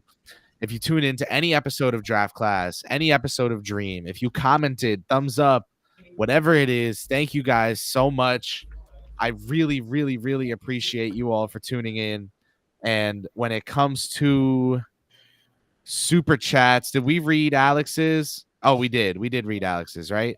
To trade him to the Nets. I don't think they're going to trade Dadier to the Nets, Alex. And they can't add Jeffries, right? Because he's on a minimum deal. Or was it they can only add one player? They can't aggregate several minimum salaries. Any hoodle. Thank you guys so much for tuning in. We are going to be back. That's a really good pick for Boston at 30. We are going to be back tomorrow, 4 p.m. Eastern. Please tune in because I think if you want to know who the hell. Okay, Pacome Dadier says he plans on playing in the NBA next season. Listen, man, I plan to be a millionaire by the time I'm 23. But let me tell you something. I got 11 months left to go, and I don't think things are going to go according to plan. He said, I'm out there. Bela Shireman. All right. Listen, see you guys tomorrow. Thanks so much for tuning in. If you appreciated any of Draft Class or Dream, I appreciate you. And if you were watching tonight, whether you didn't comment a thing, whether you were in here in the playback chat, thank you so much. If you were in the YouTube chat, I appreciate you. So much going on. I can't really check the YouTube chat as much as I'd like. So let me send some shout outs right now to people watching in YouTube. Bricks Nation, Philip Spatola, Ben Kim Gervey, the man, Sam L, Jon Snow Targaryen, Navy Blue, look at Mel though, Black Ghost Rider, Anthony 212. Wait, hold on. Jon Snow Targaryen said, "Where's Macri?" What are we, not enough now? All right. I'm just Abu Dhabi, Navy Blue, Davey Macri's Victor. at Penn 6. Thank you guys so much. Macri's hosting our Knicks Film School watch party at Penn 6. Thank you guys so much for tuning in. I am signing off for Mensa, for Kev. This was Kev's KFS debut on camera, on air, on screen. There's no way you didn't enjoy it. Kev is so awesome. So thanks, Kev, for joining us today. Mensa on dad duty, being here on stream, and not only just bringing the trade updates, but also like you went off about Hartenstein. I loved that rant from you, and I loved that energy you brought to the table throughout the stream. So I'm very appreciative of you two. Shawn with the W, you were high as hell tonight. Respect, love you. Thank you guys so much, and have a good night. We'll see you tomorrow, 4 p.m. Eastern, right here on Playback or YouTube or Twitter, wherever you may be. Deuces. No McBride.